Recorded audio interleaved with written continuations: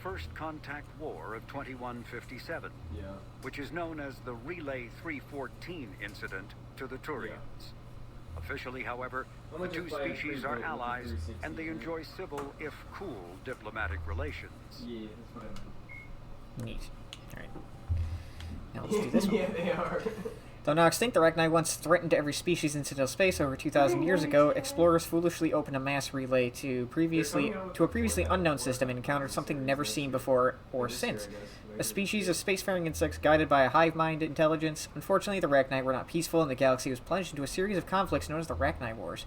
Attempts to negotiate were futile, as it was impossible to make contact with the Hive Queens that guided the race from beneath the surface of their toxic homeworld. The emergence of the Krogan ended the Rachni Wars. Bred to survive the harshest environments, the Krogan were able to strike at the Queens in their lairs and reclaim conquered council worlds. But when Krogan fleets pressed them back into their homeworld, the Rachni refused to surrender, and the Krogan eradicated them from the galaxy. Or so they thought. For real? 50,000 years ago, the Protheans were the only spacefaring species in the galaxy. They vanished in a swift galactic extinction. Yeah. Only the legacy of their empire remains. They are believed to have built the mass relays and the Citadel, which have allowed numerous species to explore and expand throughout the galaxy. Prothean ruins are found on worlds across the galaxy. While surprisingly intact for their age, functioning examples of Prothean paleotechnology are rare. Time and generations of looters have picked their dead cities and derelict stations clean. Some believe the Protheans meddled in the evolution of younger races. The Hanar homeworld of Kage, for example, shows clear evidence of former Prothean occupation. The presence of a former Prothean observation post on Mars has caused a rebirth of interventionary evolutionists among humans. These individuals believe the god myths of ancient civilizations are misremembered encounters with aliens. Yeah, you know, that just makes sense. Living beyond the Omega-4 mass relay and the Terminus systems, the mysterious collector species is glimpsed so rarely as to be taken for a myth by most in galactic society. In reality, collectors are human-sized insectoid bipeds and can resemble massive winged beetles. They are a terrifying force in the galaxy, responsible for the murder of hundreds of thousands. Collectors generate permanent stasis fields around themselves, creating nightmarish red-shifted energy fields. In battle, they hold position whenever possible, relying on their aggressive biotics and nearly limitless power. Several types of bipedal collectors have been identified, including minions, defenders, zealots, assassins, and artillery operators. Acting together, collectors have imprisoned entire cities in stasis, while no definitive forensic accounting exists to explain the fate of those imprisoned. Leading speculation is that victims are harvested for scientific experimentation and neurobiological repurposing. The lack of adequately preserved archives presents a significant obstacle to research into ancient Krogan history. Nevertheless, recent archaeological discoveries have shed new light on the topic, revealing a society once rich with cultural, architectural, and artistic accomplishments. Newly discovered ruins reveal that the Krogan had particularly advanced understandings of structural and geotechnical engineering as compared to other cultures at similar stages of development. Old Krogan architecture demonstrates seismic loading techniques that would have both resisted earthquakes and diffused the small-scale vibrations from vehicles in their sprawling cities. Curiously, however, Tuchanka has little natural technology activity. Instead, researchers believe the ancient Krogan were concerned with safe cohabitation with one of the planet's apex predators, Calros, the mother of all thresher moths. I think I read this earlier on when I was streaming this. Prior to the Genophage, Krogan population growth was limited by predation, disease, and war. Even so, the birth rate exploded once the Krogan achieved industrialization, leading to wars over resources and living space. Other species on Tuchanka suffered greatly as the Krogan expanded. When the Krogan ran out of the land, they settled into an arms race that ended in nuclear devastation. Tuchanka's relatively short golden age was at an end, but this ancient history may yet aid the modern Krogan. Some of the techniques and technology discovered in the ruins could be used to improve standard colonization equipment, signaling economic renewal for the Krogan at last. After the Rachni War, the quick-breeding Krogan expanded at the expense of their neighbors. Warlords leveraged their veteran soldiers to seize living space, while the council races were still grateful. Over centuries, the Krogan conquered world after world. There was always just one more needed. When the council finally demanded withdrawal from the Asari colony of Lucia, Krogan overlord Kredak stormed off the citadel, daring the council to take their worlds back. But the Council had taken precautions. The finest STG operations and Asari Huntresses had been drafted into a covert observation force. The Office of Special Tactics and Reconnaissance, the Spectres opened the war with crippling strategic strikes. Krogan planets went dark as computer viruses fled the extranet. Sabotaged antimatter refineries disappeared in blue-white annihilation. Yep. Headquarters stations Fucked up the shields well. shattered into orbit-clogging debris, ran by pre-placed suicide freighters. Still, this only delayed the inevitable. Yes, The war I turned would it have been down. lost if not for first contact with the Turians, who responded to Krogan threats with a prompt declaration of war. Being on the far side of Krogan space from the Council, the Turians advanced rapidly into the lightly defended Krogan rear areas. The Krogan responded by dropping space stations, asteroids, and Turian colonies. 3 worlds were rendered completely uninhabitable. This was precisely the wrong approach to take with the Turians. Each is first and foremost a public servant, willing to risk his life to protect his comrades rather than increasing public war weariness. Krogan tactics stiffened Turian resolve. The arrival of Turian task forces saved many worlds from the warlords' marauding What's the fleets, fucking but it took difference? development of the genophage bioweapon to end the Still war. gold. There were decades of unrest afterwards. Rogue warlords and holdout groups of insurgents refused to surrender or disappeared into the frontier systems to become pirates. Varen are omnivores with a preference for living prey. Originally native to the Krogan homeworld of Tuchanka, they are, like most life from Tuchanka, savage, clannish, and consummate survivors. Bro, and then the They are pack hunters when vulnerable prey is readily available, and become scavengers when outnumbered or outclassed. Their supreme adaptability, vicious demeanor, and rapid breeding cycle have made them ubiquitous and dangerous pests on many worlds. Virtually everywhere the Krogan have been, Varen infestation have followed, wreaking havoc with the native ecology. The Krogan have had a love-hate relationship with the Varen for millennia, alternatively fighting them for territory and embracing them as treasured companions. To this day, Krogan raise them as beasts of war. A common subgenus of Varen has metallic silver scales, leading to the rather unusual nickname fish dogs. Although they resemble a mammal-reptile cross, the Vorcha have no terrestrial analog. They are humanoid in form, but Vorcha have clusters of non-differentiated neoblast cells, like those of Earth's planarian worms. Planarian worms. Interesting. Damaged Vorcha cells mature into specialized structures to alleviate injury or stress. Transformations include thicker skin following injury, long adaptation for barely breathable atmospheres, and stronger cardioskeletal muscle under high gravity. Skull capacity and brain size do not change. The Vorcha rarely make more than one somatic overhaul. Vorcha assault each other frequently, causing their young to gain strength, intelligence, and resilience. As a result, Vorcha see inflicting and receiving pain as normal communication. Few Vorcha study professions, in part because their average life expectancy is only 20 years. Because Vorcha can eat and breathe nearly anything, they can live almost anywhere. But racism prevents them from integrating into most societies that dismiss them as vermin. They have few employment options beyond Krogan mercenary bands. Well, it is, but The Yag are a race of massive apex predators from the world of Parnak, whose rise to sentience in no way blunted their violent nature. A group of Yag is unable to cooperate until a single leader has been determined through either social maneuvering or brute force, but no grudges are held once a Yag establishes dominance. Former rivals serve their new superior's purpose with unflinching loyalty and relentless determination, a legacy of their origin as pack species. Their 8 eyes are another sign of their hunter ancestry. All 4 pairs are geared toward tracking down and predicting the movements of prey. Sophisticated and keenly developed sensitivity to movement and light have made Yag masters at reading body language regardless of species. Much to their short-lived chagrin, the Council's first contact teams discovered it was nearly impossible to lie to the Yag. The Yag had technology equivalent to 20th century Earth standards when they were discovered by the Council in 2125. The Council's ambassadors approached the Yag as friends and allies instead of subordinates, a baffling sign of contempt from newcomers on Parnak. The Yag attacked when it became apparent that the alien diplomats stubbornly considered themselves sovereign people instead of new underlings.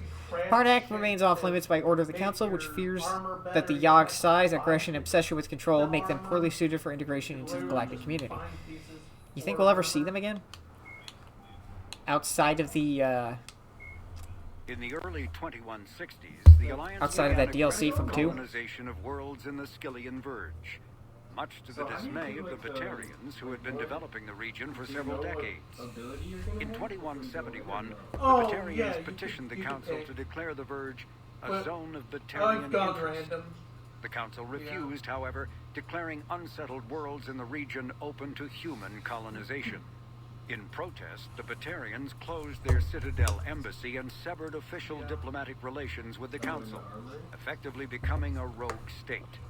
They instigated a proxy war in the Verge by funneling money and weapons to criminal organizations, urging them to strike at human colonies. Hostilities peaked with the Skillian Blitz of 2176, an attack on the human capital of Elysium by Batarian-funded pirates and slavers. In 2178, the Alliance retaliated with a crushing assault on the moon of Torfin, long used as a staging base by Batarian-backed criminals.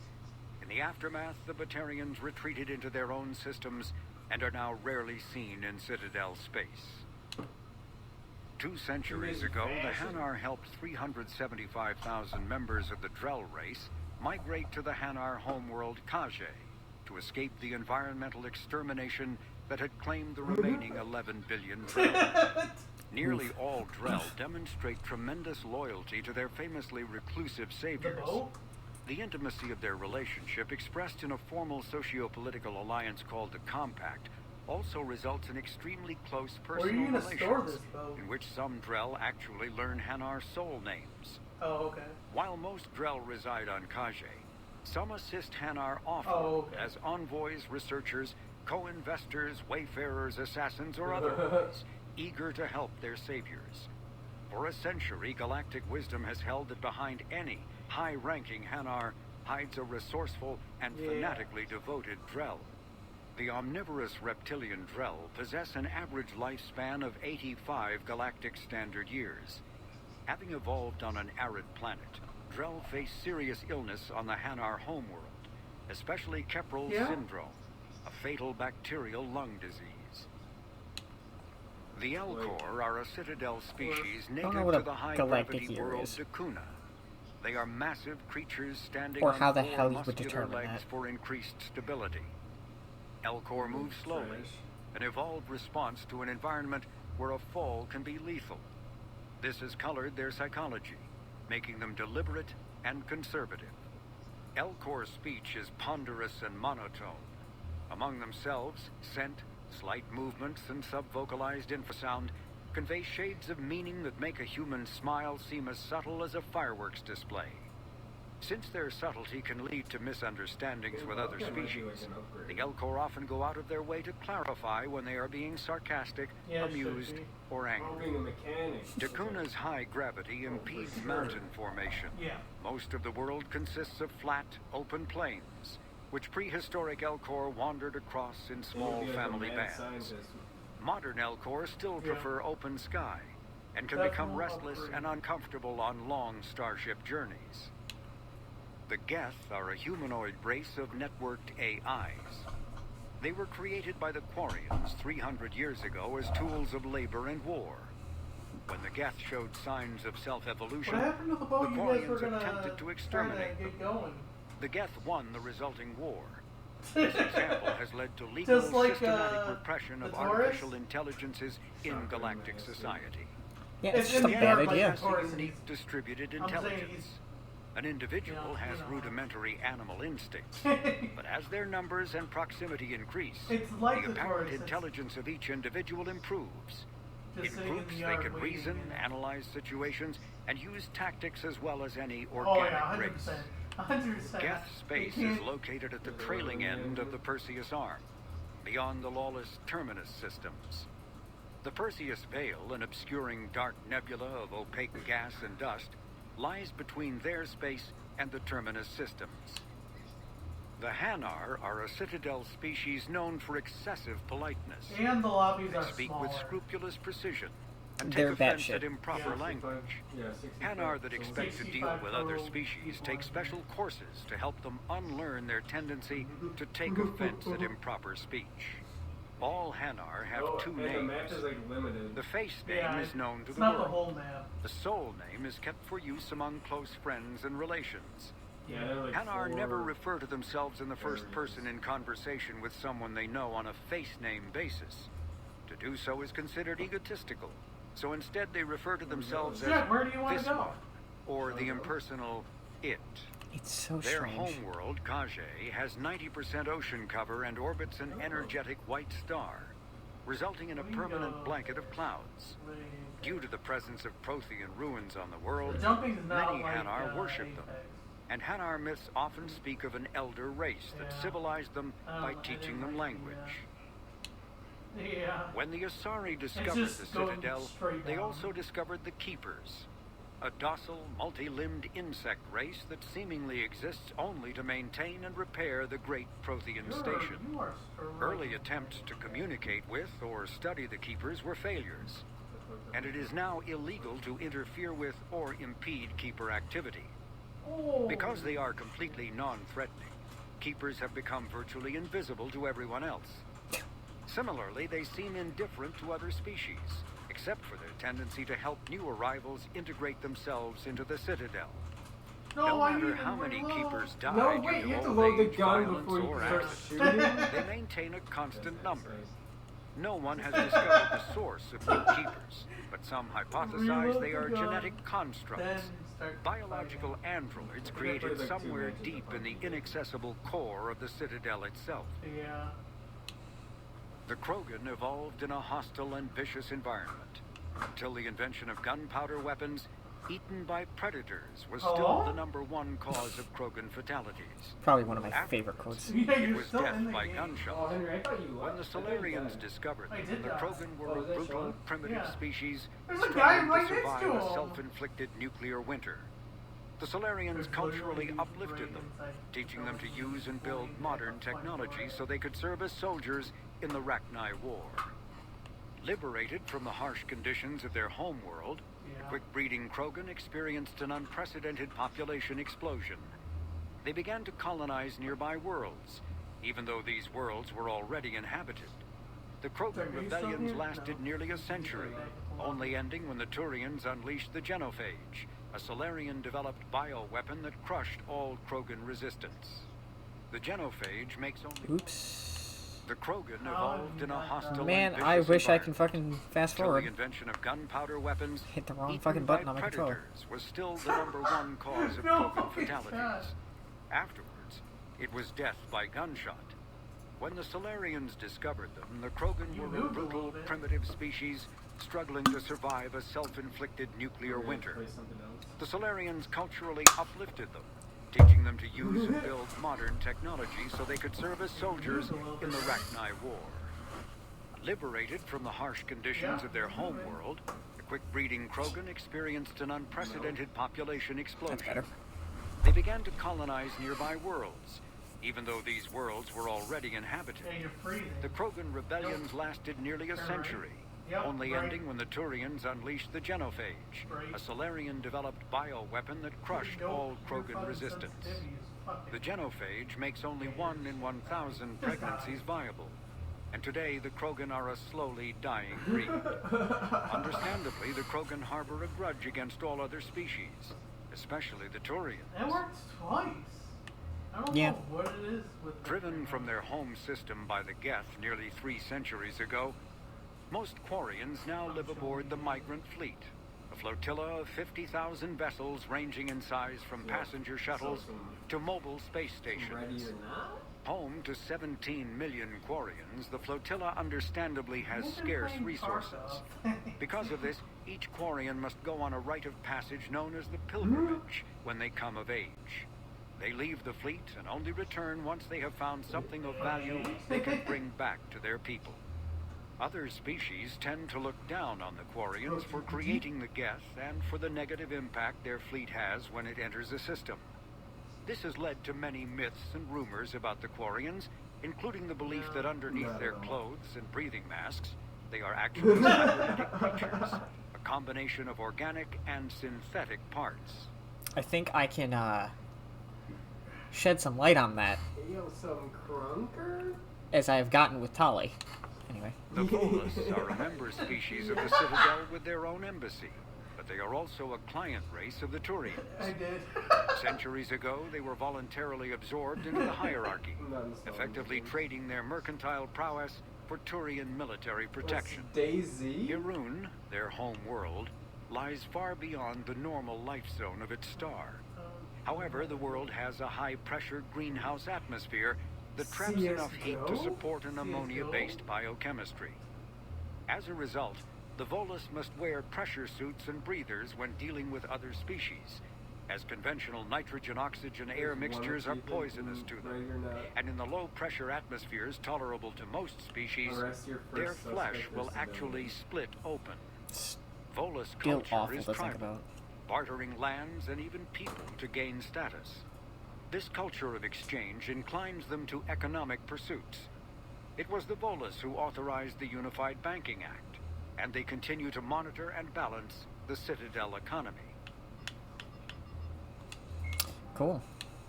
My turn. I don't have either. The Council is an executive committee Why? composed of representatives from the Asari Republics, the Turian Hierarchy, and the Solarian Union. Though they have no official power over the independent governments of other species, the Council's decisions carry great weight throughout the galaxy. No single Council race is strong enough to defy the other two, and all have a vested interest in compromise and cooperation. Each of the Council species has general characteristics associated with the various aspects of governing the galaxy. The Asari are typically seen as diplomats and mediators. The Solarians gather intelligence and information. The Turians provide the bulk of the military and peacekeeping forces. Any species granted an embassy on the Citadel is considered an associate member. Bound by the accords of the Citadel Conventions, associate members may bring issues to the attention of the Council, though they have no input on the decision. The Human Systems Alliance became an associate member of the Citadel in 2165. Citadel space is an unofficial term, referring to any region of space controlled by a species that acknowledges the authority of the Citadel Council. At first glance, it appears that this territory encompasses most of the galaxy. In reality, however, less than 1% of the stars have been explored. Even Mass Effect FTL drive is slow relative to the volume of the galaxy. Empty space and systems without suitable drive discharge sites are barriers to exploration. Only the mass relays allow ships to jump hundreds of light years in an instant, the key to expanding across an otherwise impassable galaxy. Whenever a new relay is activated, the destination system is rapidly developed from that hub. FTL drive is used to expand to nearby star clusters. The result is a number of densely developed clusters thinly spread across the vast expanse of space, connected by the mass relay network. Inlet? The Citadel is an ancient deep space station presumably constructed by the Protheans. Get me Since out the of Prothean here. extinction, numerous species have come to call the Citadel home. It serves as the political, cultural, and financial capital of the galactic community. To represent their interests, Wait, what's most on base? species maintain embassies on the Presidium, the Citadel's inner ring. The Citadel Tower in the center of the Presidium holds the Citadel Council chambers. Council affairs often have far-reaching effects on the rest of the galactic community. 5 arms, known as the wards, extend I from the don't know how I Presidium. feel about Their that. inner surfaces have been built into cities, populated by millions of inhabitants from across the galaxy. The Citadel is virtually It's just indestructible. different. If attacked, the station can close its It's a arms good to game, form a guys. solid, impregnable shell.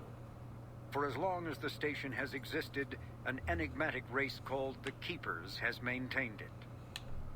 Spectres are agents from the Office of Special Tactics and Reconnaissance and answer only to the Citadel Council. They are elite military operatives, granted the authority to deal with threats to peace and stability in whatever way they deem necessary. And I think I've killed 2 They of them. operate independently or I in was groups playing of against- 2 or when we 3. were playing it yesterday, Some are it's like, empathetic meh. peacekeepers resolving disputes Yeah. through diplomacy. Others are cold-blooded assassins, I was ruthlessly also playing dispatching it on problem individuals. The Xbox. All get the job done one way or another, often operating Yeah. outside the bounds of galactic law. I don't want to buy a The Spectres $60 were game founded after the that I'm not Solarians gonna joined the Council. not play. For many years, they operated in secrecy as backroom problem solvers. And I couldn't aim Only for after the shit Krogan on- rebellions did their activities become publicized. I was trying really hard. Assignment of a Spectre is less contentious than a military deployment, really trying to but get makes the it clear games. that the Council is concerned about a It's just situation. difficult.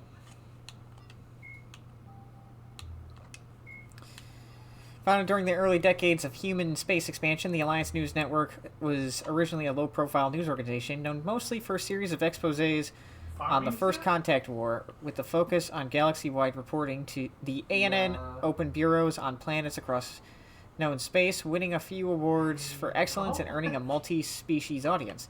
The Alliance News Network has never been funded by the Systems Alliance, despite what its name might imply. This led to regular confusion among those not in the know, although the network's recent high-profile sale to the media conglomerate made the ownership structure clearer. The new management has opted for a more sensational approach. This is particularly obvious from changes to its roster of reporters, with a few of the network's luminaries retiring or joining other news organizations. The network's increasingly lurid programming has gained wide attention as well as sorely needed ratings, all the proof that management needed to validate its course. Nonetheless, ANN insists that integrity and credibility are inviolable standards in the newsroom. Battlespace is among ANN's highest rated programs, known for a particularly titillating breed of reporting. Among the show's most noteworthy segments are Diana Aller's dispatches from the front lines. The network calls her reports gritty and realistic, but she has been criticized for her unabashed focus on the violence of war. Even critics of Allers agree, however, that despite her often graphic visuals, the facts she reports are just that. Facts. Humanity's first contact with the alien race occurred in 2157. At that time, the Alliance allowed survey fleets to activate any dormant mass relays discovered, a practice considered dangerous and irresponsible by Council-aligned races. When a Turian patrol discovered a human fleet attempting to activate a relay, they attacked. When human vessels survived, retreating to the colony of Shangxi, the Turians followed, quickly defeating the local forces. Shangxi was occupied, the first and to date only human world to be conquered by an alien species. The Turians believed the handful of ships they defeated represented the bulk of human defenses, so they were unprepared when the Second Fleet under Admiral Castani Drescher launched a strong counteroffensive, evicting them from Shangxi. The Turians mobilized for full-scale war, drawing the attention of the rest of the galaxy. The Council quickly intervened, forcing a truce. Fortunately for humanity, the First Contact War was ended with a diplomatic solution. 2069, Armstrong Outpost at Shackleton Crater becomes the first human settlement on Luna. It is formally founded on July 24th, the 100th anniversary of the first lunar landing. 2103, Lowell City in Eos Chasma becomes the first human settlement on Mars. 2137, Eldfell Ashland Energy Corporation demonstrates helium-3 fuel extraction from the atmosphere of Saturn. 2142, construction of Gregorian Station, Jump Zero, begins beyond the orbit of Pluto. 2148, prospectors discover the Prothean ruins at Promethea Planum on Mars. 2149, translation of Prothean data leads humans to the Sharon Mass Relay. Systems Alliance founded the coordinate exploration and colonization of extrasolar worlds. It's called Riptide. 2151, a shipping accident at Singapore International Spaceport exposes downwind communities to containers of dust-form element 0. Alliance begins construction of Arcturus Station. 2152, roughly 30% of children born in Singapore after element 0 exposure suffer from cancerous growth. Systems Alliance begins settlement of Earth's first extrasolar colony world, the planet Demeter. 2154, Commander Shepard born. 2155, Systems Alliance occupies completed portions of Arcturus Station as headquarters. 2156, some children of Singapore exhibit minor telekinetic abilities. 2157, Turians encounter human explorers. First Contact War, occupation and liberation of the human colony of Shangxi. 2158, humans learn potential of biotics and international effort to track element 0 exposures begins. Roughly 10% of exposed children show some level of biotic ability. 2160, Systems Alliance Parliament formed. 2165, humans establish embassy on Citadel. 2170, Batarian slavers attack the Alliance colony of Mindor. 2176, during the Skillian Blitz, pirates and slavers attacked Elysium, the human capital in the Skillian Verge. 2177, Thresher Maws devour the Alliance colony of Akuze. 2178, the retaliation for the Skillian Blitz, an Alliance fleet wipes out an army of slavers on the moon of Torfin. 2183, Geth, led by rogue Spectre Saren Arterius, attacked the Citadel, ensuing in a battle that costs thousands of lives. A few weeks later, the SSV Normandy is ambushed and destroyed. Commander Shepard is presumed dead. 2185, an Alliance race known as the Collectors abducts thousands of human colonists in the Terminus system. Commander Shepard leads a team beyond the Omega-4 relay to attack the Collectors where they live, stopping the abductions. 2186, current date. Interplanetary Combat Training, ICT, is the Systems Alliance premier school for leadership and combat expertise. The Interplanetary Combat Academy, sometimes called N-School or the Villa, recruits officers from every branch of Earth's militaries to partake in grueling courses at Villa Militar in Rio de Janeiro. That's true. Initially, candidates train for more than 20 hours per day, leading small combat teams through hostile terrain with little sleeper food. Trainees who do well are awarded an internal designation of N1 and are invited to return. Subsequent courses N2 through N6 are often held off-planet and include instructions in zero-G combat, military freefall, parachuting, jetpack flight, combat diving, combat instruction, linguistics, and frontline trauma care for human and alien biology. The highest grade of training, N6, provides an actual combat experience in conflict zones throughout the galaxy. If the trainee survives these scenarios in an admiral in an effective fashion, he or she finally receives the coveted N7 designation. N7 is only ICT designation that may be worn on field or dress uniforms. There's little shame in failing an N course. The training is so extreme that even qualifying for N1 elevates an officer to a position of respect. The universal prestige of merely attending the academy helps to restrain trainees from taking excessive risks in pursuit of higher honors.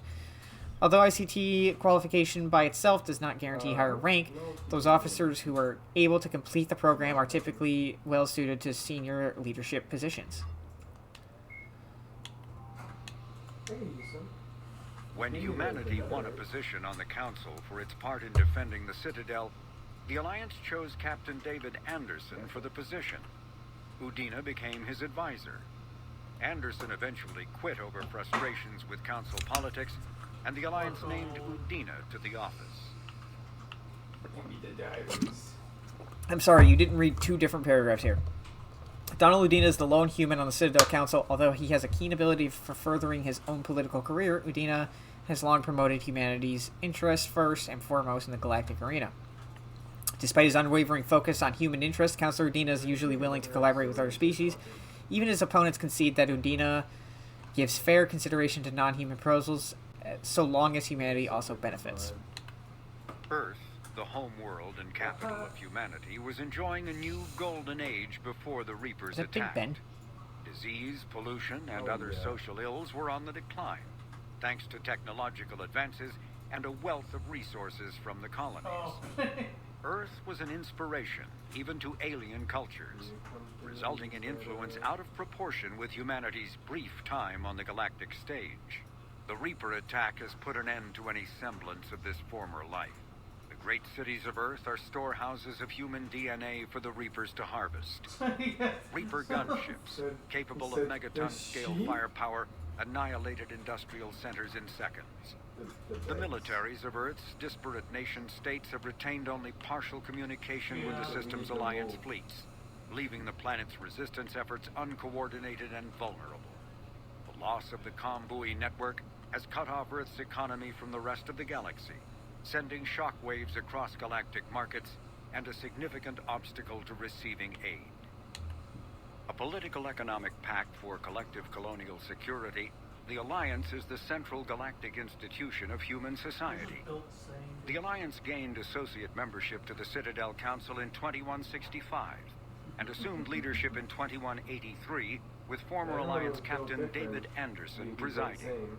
Many species regard humanity as a rogue race, and its 2183 victory following the attack on Eden Prime as a brutal and calculated sacrifice of its military rivals.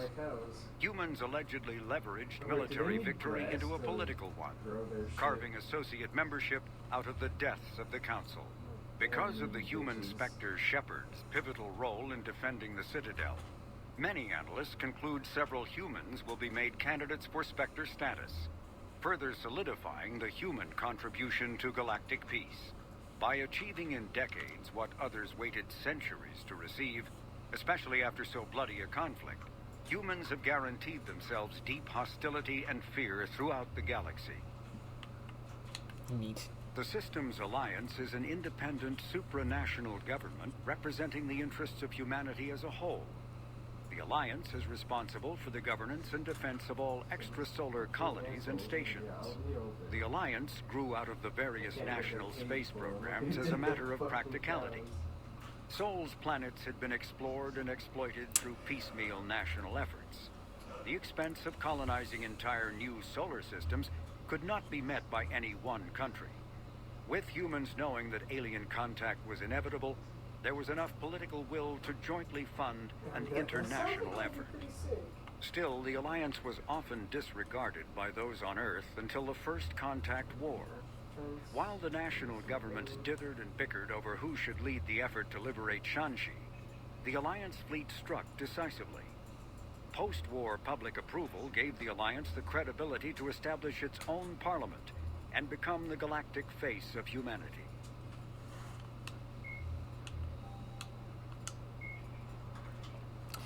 (2151) as the first anxious settlers made their way through the new Sharon mass relay, many of them wondered whether the reality of life on Eden Prime could possibly live up to the stories of pristine landscapes that drew them there. The colonists found exceeded their expectations. The stable climate and compatible biology made the colony almost instantly viable. Over the next few decades, several million humans immigrated to Eden Prime, and a primarily agrarian culture developed. The new colony quickly became not only self-sufficient, but began exporting goods. Chief among these were rare plants grown from Earth's many heritage seed libraries. But in 2183, the colonists faced a true test of their character. Eden Prime was attacked by the rogue specter Saren Arterius and his Geth allies. Not long after, the Citadel was attacked by those same forces, and Eden Prime's neighboring world, Terra Nova, found itself threatened with complete destruction. Faced with such violence, a lesser citizenry might have retreated back to the safety of Earth, as so many colonists of Terra Nova did, but Eden Prime's governing body refused to give in. Not only did the colonists vote overwhelmingly to block a measure calling for the building of evacuation ships, they voted to ease restrictions on immigrants from Terra Nova looking for a new home. As a result, Eden Prime's population has swelled. Whatever the war might bring, its status as a symbol of humanity's future in the stars remains unblemished. It is a lot easier. In 2183, human scientists uncovered a protein technological artifact on the planet of Eden Prime. While repelling an attack by Saren Arterius' Geth allies, Commander Shepard's squad came into the artifact's proximity and set it off. The object, described as a beacon, sent the commander jumbled sounds and images intended to warn of the imminent Reaper invasion. The beacon overloaded during the process and violently exploded. While the vision it provided was dismissed by the Citadel Council as a highly subjective experience, since that time, the Council's Committee of Paleotechnology have analyzed the fragments of the beacon in an effort to understand how it communicated. What they found was not quite the telepathic technology that the Alliance Marines described in their reports. The beacon was equipped with a mass effect field generator to hold its subject immobile, a necessary step to minimize collateral damage during the rest of the process. The beacon then nearly instantaneously scanned the structure of its target's optic and auditory nerves, as well as many parts of the brain responsible for memory. Once its expert system determined the proportions of these key features, the beacon stimulated them with pinpoint electromagnetic and other irradiative energy, using powerful programs to recreate any images or sound the beacon required. In principle, this was similar to the popular entertainment device known as a SimStim, but vastly more comprehensive. SimStims direct the senses, not memory. The Normandy's medical officer noted that the beacon delivered more information over the space of seconds than a SimStim could do in hours, and managed to do so to a species whose physiology was completely unknown to its designer. To a paleotech, the fact that Commander Shepard needed assistance to decipher the message is a minor footnote compared to the Prothean's accomplishment getting any of the message to Shepard at all. What? Admiral Stephen Hackett is a decorated officer in the Systems Alliance, currently assigned to Arcturus Station on the far side of the Sol Relay. In the battle for the Citadel, Admiral Hackett commanded the 5th Fleet. Following that victory, he was promoted to head of the Alliance military. Hackett was born to a single mother in Buenos Aires in 2134. When his mother died in the pandemic of 2146, he was placed in the Advanced Training Academy for Juveniles, where his superior talents in science and leadership quickly became evident. Hackett enlisted in 2152, volunteering for high-risk missions to colonize space beyond the Sol Relay. He was commissioned as a second lieutenant on Arcturus Station in 2156, and soon proved his ability in the First Contact War. His rare ascent from enlisted man to admiral remains an Alliance legend. Alright, so mark your calendars for 2146. There's going to be another pandemic that will take some lives. Admiral David Edward Anderson is a career military officer in the Systems Alliance Navy. Born in London in 2137, he later moved to Arcturus Station and became the first graduate of the Alliance's now renowned N7 Marine program. Anderson is one of the Alliance's most decorated Special Forces operatives and served with honor during the First Contact War. He was the original captain of the SSV Normandy before relinquishing command to his XO, Commander Shepard. After the Alliance victory in the Battle of the Citadel, Anderson briefly served as the Citadel's first human counselor. He soon became embroiled in a Cerberus plot to abduct his friend Kaylee Sanders, however, and learned he was unable to live a life without action. He stepped down as counselor and returned to the military to prepare for the Reaper invasion. The Alliance Parliament named Donald Udina as his successor. Dr. Liara Tassoni is an Asari information broker with a background in scientific research on Prothean technology. Born on Thessia in 2077, she is the only child of the late matriarch Benezia. Although mother and daughter became estranged in the years before Benezia was indoctrinated by the Reaper known as Sovereign. Tassoni is also a highly trained biotic who served under Commander Shepard aboard the SSV Normandy before the ship was destroyed in a collector attack. Before she became involved in galactic affairs, Dr. Tassoni spent 50 years researching the Protheans' technology and the mystery of their extinction. She now divides her time between uncovering Prothean ruins and consulting with noteworthy representatives of the various Citadel races.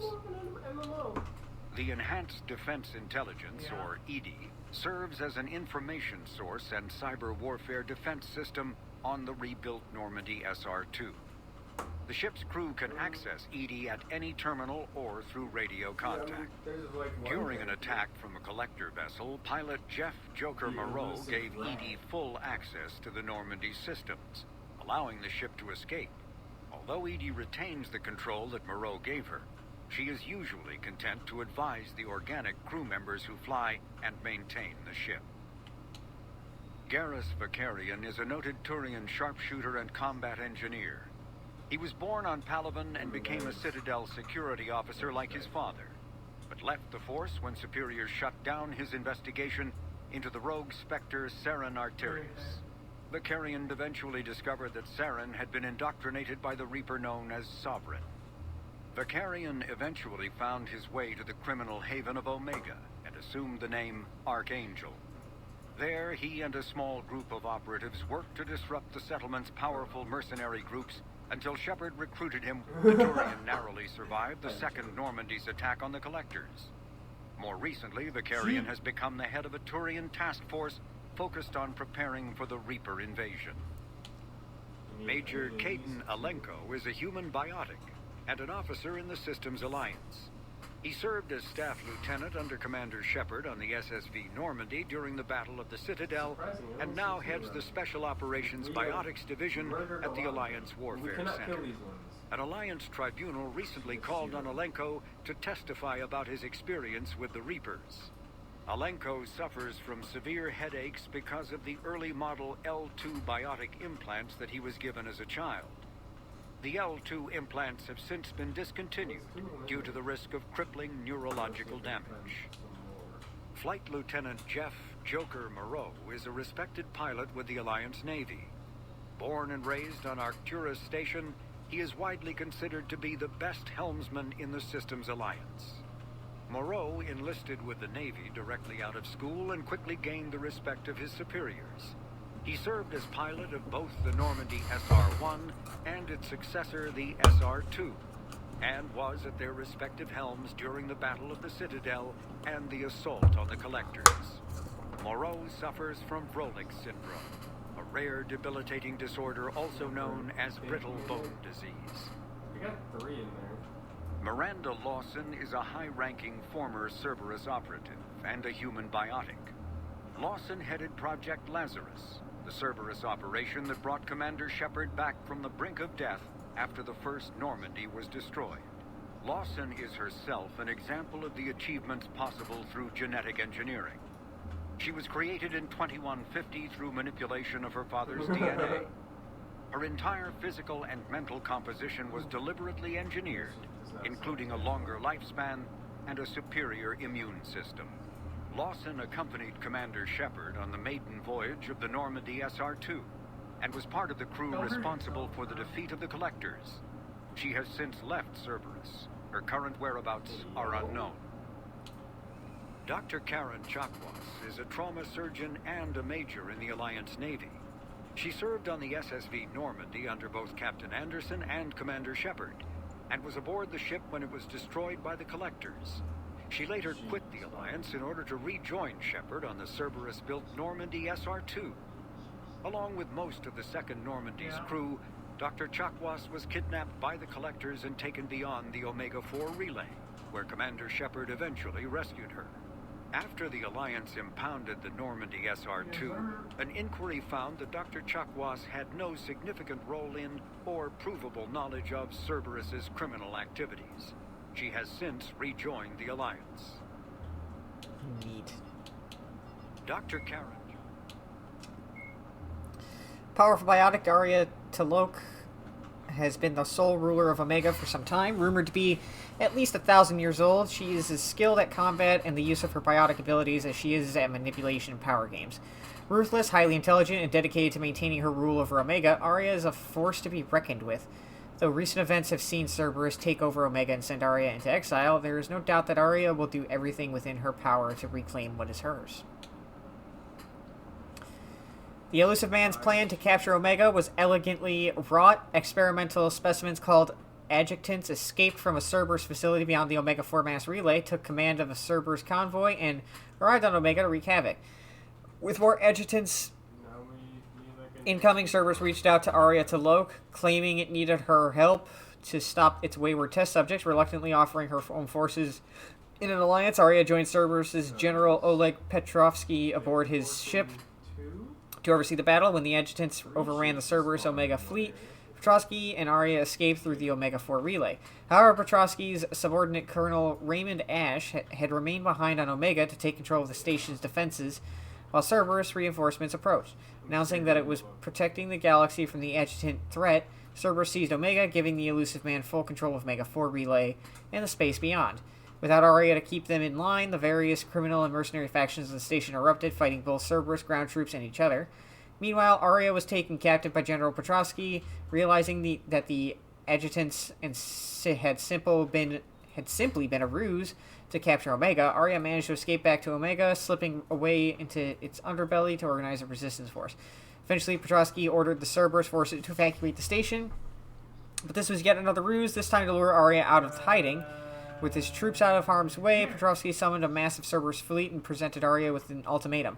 Leave Omega, or lose it. Petrovsky threatened to destroy the station rather than lose control, and with no alternative, Aria left, vowing she would return to claim Omega and take her revenge. Adjutant is the Cerberus code name for the experimental subjects created at a secret facility beyond the Omega-4 relay. The creatures are based on Reaper technology, and the adjutants encountered on Omega have the ability to infect any life form to create a new adjutant. Adjutants are deadly pack hunters. They initially remain hidden, observing potential victims and distracting them with subtle whispers. When they select a target, adjutants ambush them with charged projectiles that create a violently unstable mass effect field that causes severe disorientation and renders the target helpless. Enhanced muscle tissue gives adjutants the ability to leap surprising distances, allowing them to close in and infect their target quickly. The baseline form of the being does not match any known species. Xenobiologists suspect that Reapers may have originally created and implemented the virus several cycles before the Prothean extinction, and that it still carries genetic traces of its original host. If this is true, then, like the Collectors, adjutants are a glimpse into a distant past at a species whose very existence and struggle against the Reapers has been long forgotten.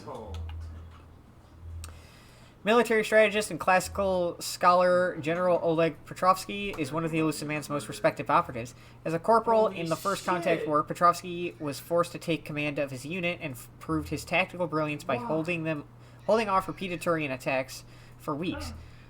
The war ended before his position was overrun, but not before Petrovsky had witnessed firsthand the brutality of the Turian war machine. Despite being praised and promoted for his bravery, Petrovsky eventually found more common ground with Cerberus than the Alliance military. Since leading the campaign to seize Omega, Petrovsky has proven to be a You guys already went through capable, that. if firm, administrator who is focused on containing or eliminating unstable elements before they threaten Cerberus' occupation of the station. Yeah, Though its initial invasion of Omega was successful, Cerberus was soon faced with the problem of controlling the station's large and often lawless population.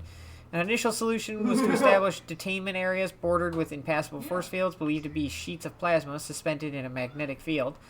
As Cerberus tightened its control on the station, units that could pass freely through the force fields to police the populace became necessary, leading Cerberus engineers to recover Loki security mechs with the remaining Eclipse mercenary chapters. No, I have iron. When upgraded with Cerberus I'm just- proprietary Stairs here, mini fabrication technology, shielding recovered from Omega's Element Zero processing plants and additional ablative I have a lot armor. of it. The result was the Rampart mech, a flexible combat unit designed for control and intimidation of Omega's inhabitants. Rampart mechs can seek out targets or troublemakers anywhere on Omega, even lower industrial areas where radiation can be intense. It is fitted with infrasound and scent markers that are fight or flight triggers for several species and are intended to subdue or disperse a crowd. When necessary, Rampart mechs can channel all available power into generating a high-intensity shield that defends against hacking or biotic attacks and weapons fire, protecting the Rampart until reinforcements arrive. For combat, most Rampart mechs are equipped with a standard-issue shotgun. If damaged beyond repair, the Rampart mech destroys the shotgun's aluminum alloy heat dispersal sinks, coating any nearby assailants in red-hot residue that burns through armor. Yo, In extreme situations, the Rampart mech overclocks into a hunter-killer mode, diverting power from its unique shields and to single-mindedly destroy its target. In this mode, the Rampart mech moves faster, attacking with flash-forged Omniblade that targets unprotected nerve clusters and immobilizes a luckless target. The Rampart also channels excess heat through the dispersal sinks, visibly burning off material to create an intimidating display as it advances. Check out the sheeple. Born to a family with a long and honored tradition of military service, Nyreen Kandros left the Turian military Oh, thank you. after the emergence of her biotic abilities. Off suspicious of biotics, the Turians shipped Nyreen off to the Cabal units, where her abilities and experience were grossly underutilized. God damn Hopefully it. they don't. After several years as a mercenary, Kandros was drawn to Omega by its reputation as a haven for capable freelancers. Nyreen's early years on Omega were a pivotal time for her. Arya Talok took an interest in Kandros, helping her hone her biotic talents, while developing her military experience and skills to their full potential. yo. Because they're in their jail. Arya also allowed Nyreen to the time she needed to reconcile with her new way of life and her unexpected and initially unwanted abilities. The two eventually parted ways due to an irreconcilable differences, but Nyreen Kandros remained on Omega. Upon Arya's return to the station after the Cerberus invasion, Nyreen revealed herself as the leader of the Talons. Reformed under her leadership, the Talons are Omega's newfound symbol of resistance against the Cerberus occupiers. No? Barely. Yeah, you can make one. Holy shit. Same. The Cabals are an elite biotic Turian unit whose dictum is the intangible and unstoppable, as Turian biotics are relatively rare, with biotic abilities manifesting in only a small percentage of Element Zero exposed Turians. Cabals tend to be small and only comprised of 10 to 15 individuals led by a commanding officer called a Cabal. Dude, yeah, at the other point. Yeah. The Turian Cabal is often deployed covertly as shock troops or saboteurs, where they're sent on long reconnaissance missions for the hierarchy. In addition to advanced biotic training, all Cabal soldiers are highly skilled in small arms, explosives, infiltration tactics, and piloting. Centuries ago, during the Unification Wars, military Black Ops would recruit Turian biotics as infiltrators, planting them anonymously in the regular infantry as Who's talking shit Observers. over here? were using them as assassins. The historical practice has left a culture bias against biotic soldiers among the Turian rank and file. As a result, the Turian hierarchy prefers to keep its Cabals isolated from other branches of the military, I did it. citing safety and unit cohesion concerns.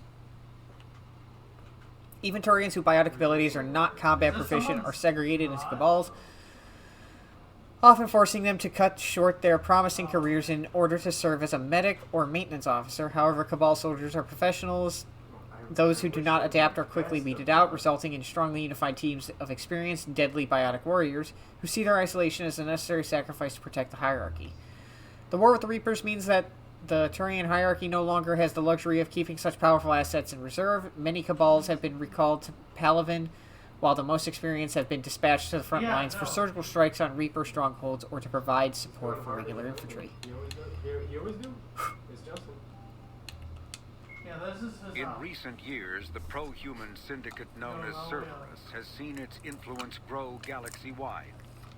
The largely untraceable organization now includes private intelligence agencies, biotics laboratories, research facilities, and the lucrative corporations that provide a front for it all. Cerberus's charismatic leader, known only as the Elusive Man, drives the organization's philosophy and interests. The level of secrecy he maintains puts professional intelligence agencies to shame. As Cerberus grows, so too does public distrust of the What was my name brought organization. up? Some commentators have remarked that Cerberus is not so much pro-human as it is I see that now. anti-alien. Others Who's- question whose the hut is blind this? loyalty of its employees. Shit around our... Jack, look at the hut. That was built for you. Because Justin thought you were going to be living up here. The only thing I have built that is for me is down in the swamp. So I'm gonna just take I all am a this shit swamp then. man. I built a sheep farm down in the swamp. The Elusive Man is a human loyalist focused on advancing the interests of his species. At some point I whatever wanted to the do that. I cost wanted to of get like a farm of non-humans each animal. And reportedly humans. Yeah, I have a cow farm. The and a Citadel sheep farm. Council regards him as a fanatic I wanna who get- Mostly for beds. poses a I wanna serious get threat chickens. to galactic security.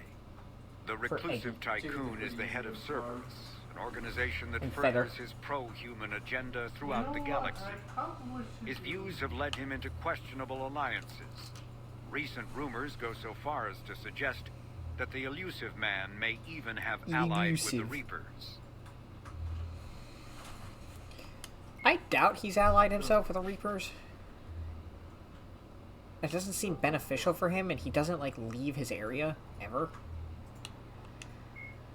Oh, Jesus fucking Christ. With the Atlas, Cerberus' research arm has combined the deadly armor and firepower of the Emir mech with the tactical superiority of trained human pilot. An Element Zero core allows the Atlas to be airdropped onto the battlefield with minimal impact damage. Its thick armor includes a robust, transparent canopy made from a polycrystalline composite proprietary to Cerberus. Alliance engineers hypothesize that the material is some kind of synthetic sapphire composed with interlayers to resist cracking and thermal damage. Ow. Although the Atlas is somewhat unwielding in the field, its anti-personnel machine guns and ability to shrug off damage from anything short of a heavy weapon makes it a fearsome opponent. I like how Heavy I loss of life could've is to be just expected gone in up any this- unprepared encounter with this unit. this waterfall that he made. Bing bong, fuck your life. Centurions are Cerberus' frontline tacticians. They are meant to enact the Elusive Man's strategic goals, although it is clear that they have leeway to adapt as an encounter develops.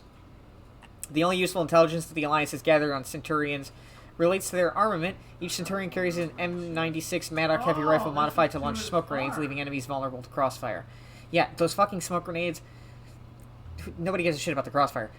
I hate it because I can't fucking see. Cerberus combat engineers are specialized support units that assist primary forces while staying out of the line of fire. They wear lighter armor than the typical Cerberus combatant, using a modified mesh that allows greater mobility under cover and out of sight. Engineers focus on setting up and maintaining turrets as well as repairing mechanical units or armored allies. When confronted, they return fire only for as long as it takes them to find cover again, and let frontline combat personnel take over. Although engineers are not particularly dangerous on their own, the Alliance specifically warns troops to remain alert for turrets, which can mow down an entire squad while the engineer escapes. We're a hole in the mountain. Guardians, the Cerberus' equivalent of human tanks, are slow-moving soldiers who carry enormous polycrystalline composite shields, which I just shoot through because who the fuck cares. The weight of the shield requires an armored suit equipped with hydraulic assist and dedicated power supply. Combining this exceptional protection with a suit of enviromapping systems, Guardians focus on flanking opponents to flush them from cover. Or you can just turn with your armor-piercing, wall-piercing ammo and just blow them the fuck away. Guardian's slow but relentless approach is intended to demoralize enemies as well as draw their fire, but rip away their shield, and Guardians become little more than cannon fodder. You don't even need to rip away their shield. Just rip through it. The Nemesis is a Cerberus sniper specialist. Fucking awful enemy. Customized implants allow the Nemesis to withstand the crippling kickback of the M98 Widow anti-material rifle, turning a redoubtable opponent into a force capable of inflicting instant death. Yeah, it's great. A suit of high-tech scanning equipment makes the sniper adept at maintaining cover, meaning a Nemesis is usually spotted only after opening fire, assuming the target survives the first round. I just have to sit there for like 15 minutes and recharge. Because of self-destruct mechanisms that activate upon the sniper's death, the Alliance has never retrieved an example of Nemesis augmentation technology. This fact, combined with Cerberus' forces penchant for suicide when faced with capture, has made scientific study of their implants impossible.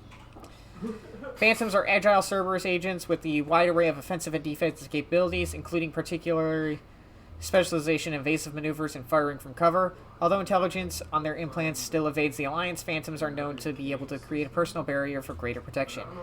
They also suck. They suck more than the Nemesis. At least the Nemesis kind of ducks away after it shoots. These things just kind of go.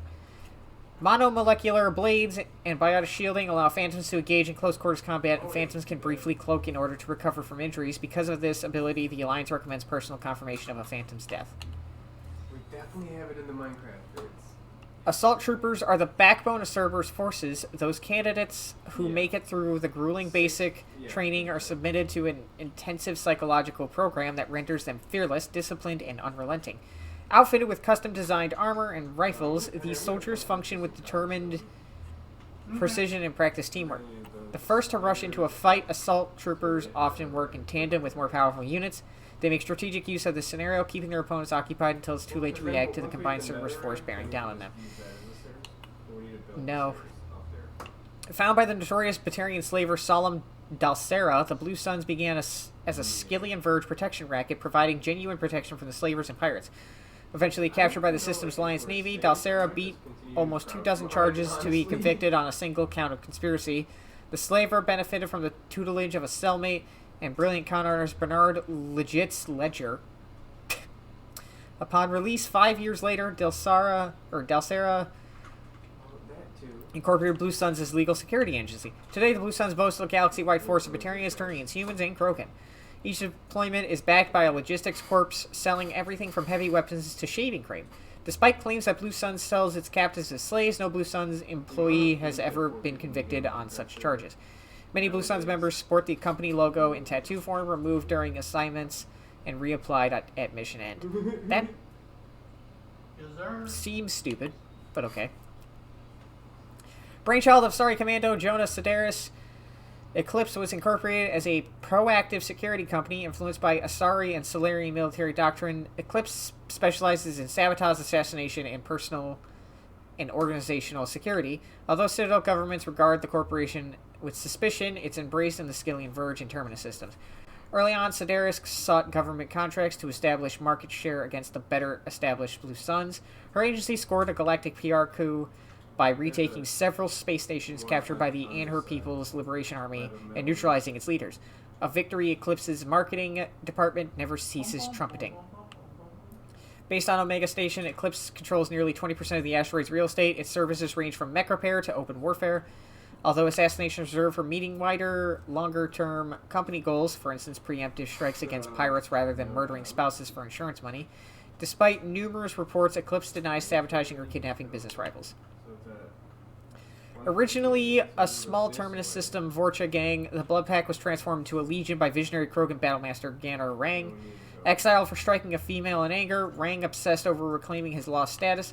Leading the Vorcha Pack as a pirate crew, Rang cultivated recruits and infamy for a decade before incorporating his fighters as a security company across the Skillian Verge. His notoriety ensured his initial public offering for investors made him rich beyond most Krogan's dreams. Rang returned triumphantly to his clan, rallying elders, Krogan hordes, and their firepower and biotic support toward professional violence in the Terminus system. Banned from Citadel space, the Blood Pack bribes its way through spaceports into armed conflicts across the galaxy, priding themselves for accepting otherwise untouchable contracts. The Blood Pack rejects bodyguarding and security in favor of cases requiring minimal oversight and maximal violence. 6 more in secondary, and then 5 more here. I'm going to do this then. Humans detected Aya as an Earth-type world via telemetry in 2165 after probe surveys indicated life, lush vegetation, ample fresh water, and breathable air. The Alliance upgraded the planet to a garden world. Colonization priority. Commanded by Captain Ronald Taylor, the crew of Alliance survey vessel Hugo Gernsback made planetfall in the jungle world in 2173. Soon after, ship transmissions inexplicably stopped. While the precise fate of the Hugo Gernsback command and crew is unknown, they are presumed killed in action and their vessel destroyed. I think I did stuff with that, but whatever. Pharos is a habitable world in the Attican Beta cluster. 2/3 of the habitable surface is covered with the ruins of a crumbling Prothean megatropolis. Yeah. In the millennia since the Prothean extinction, the ruins have been picked over by looters many times. Pharos was considered a poor prospect for colonization, as little open ground remains for agriculture. The only sizable freshwater sources are the poles, which are tapped by the decaying Prothean aqueduct systems. I can check for you. Aqueduct, whatever, how you want to say it. The dead cities, while in good condition considering their antiquity, are of uncertain stability. Ground level is congested by a dozen meters of fallen debris, and the air is fouled by dust. In 2178, the Human Exogeny Corporation announced its intentions to place a permanent colony on Pharos to thoroughly explore the ruins. The pioneer settlement was placed on the upper levels of several intact skyscrapers, Yeah. using the surviving Prothean aqueducts and rooftop hydroponic it's gardens to support the pretty much- population. Pretty close. You want to mine some? Whew. The highway or the... Freedom's Progress Colony was once a typical Alliance settlement, but following complete communications blackout and its apparent destruction is now a lightning rod for anxiety and dread in the galactic human community. Communications blackout followed an upgrade of the colony's small military force, supplemented by mechs and security drones. With high-powered tower-mounted Guardian lasers, colonists complained about construction, cost overruns, delays, noise, and damage to the local environment. They also feared the defense array could be seen as a provocative to their world's neighbors. Such fears may not have been baseless. Authorities have still offered no explanation for the communications blackout, fueling rumors of plagues, natural disasters, or occult-inspired mass suicide. I don't know if we could risk Located in a strategically insignificant space, Freedom's Progress Colony had once offered residents spectacular rainbows, lush marshlands, and stunning mountain ranges. Its potential as an agricultural settlement all the way down. and tourism wonderland rivaled that of any Alliance colony. Then it got attacked by the Collectors. That sucked. Before the Geth Revolt, 300 years ago, the Quarian colonized Haestrom to study the mysterious instability of its sun, which threatened premature eruption into a red giant. As a scientific outpost of minimal military value, Haestrom was ill-equipped to repel Geth forces during the insurrection and fell quickly under their control. Captured Geth planetary survey data indicates that despite sustaining damage, Haestrom's architecture remains as it was before the war, preserving a Quarian architectural style that no longer exists anywhere else in the galaxy. Because Haestrom's sun has overwhelmed the planet's protective magnetosphere, humans foolhardily enough to venture into Geth-controlled Haestrom must exercise extreme cautions. Minutes of radiation exposure will overload shields, and hours of exposure will kill. Jesus. Loud. What are you guys doing? We need that. Oh, to the other portal. How's it going, Cody? Yeah. Furthermore, solar output renders surface to orbit communication nearly impossible. These I've been reading for the coordinates past hour aren't to that and portal, 15 they're minutes. just to, like, a random point in the fortress. Good times. Regional hub of Asari commerce awash in riches, Ilium is infamous for its abusive labor practices and legalization of nearly everything except murder. As such, Ilium is the preferred production site for weapons and pharmaceuticals that would be illegal nearly everywhere else. Made even more lucrative by legal indentured servitude among the biotics-related pharmaceutical producers is the Dantius Right, yeah. Corporation, a rising star in galactic commerce. Despite the dangers of its products, Ilium is renowned for glamour, luxury, and safety, provided by near-total surveillance, making it a favorite tourist destination. Countless celebrities maintain Hello? palatial? I don't fucking know. Estates on Ilium and in its capital, Nas Astra. The sole obstacle to business on Ilium is its extensive bureaucracy, tolerated only for its provision of security. Regardless of the character of its economy, Ilium's self-congratulatory media exalts its own society with the provincial arrogance of new money, glorifying in sexiest CEOs and 10 richest residents lists. Oh, and shit Oh. can explode Cool. there. Like the ancient human city of Troy, Ilos is a world known only through second-hand sources. References to Ilos have been found at several other Prothean ruins, though direct study of the world is unlikely to occur. Ilos lies in a remote area of the Terminus systems, only accessible by the legendary Mu Relay. 4,000 years ago, the Mu Relay was knocked out of position by a supernova and lost. Since then, Ilos and its cluster have been inaccessible. Occasionally, a university will organize an expedition to chart a route to Ilos using conventional FTL drive. These never get beyond the planning stages due to the distance and danger.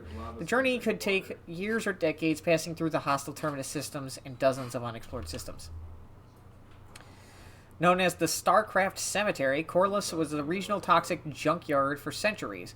Ships reaching astronautical near-death at connecting mass relays were sent to Corliss, stripped of every useful component, then dumped planetward to clear shipping lanes. Currently, Corliss hosts numerous merc factions such as the Blue Sun, rumored to be using down ship fossils to test advanced munitions. Massive gun batteries threaten anyone attempting planetfall, with minimal defenses against ground attack.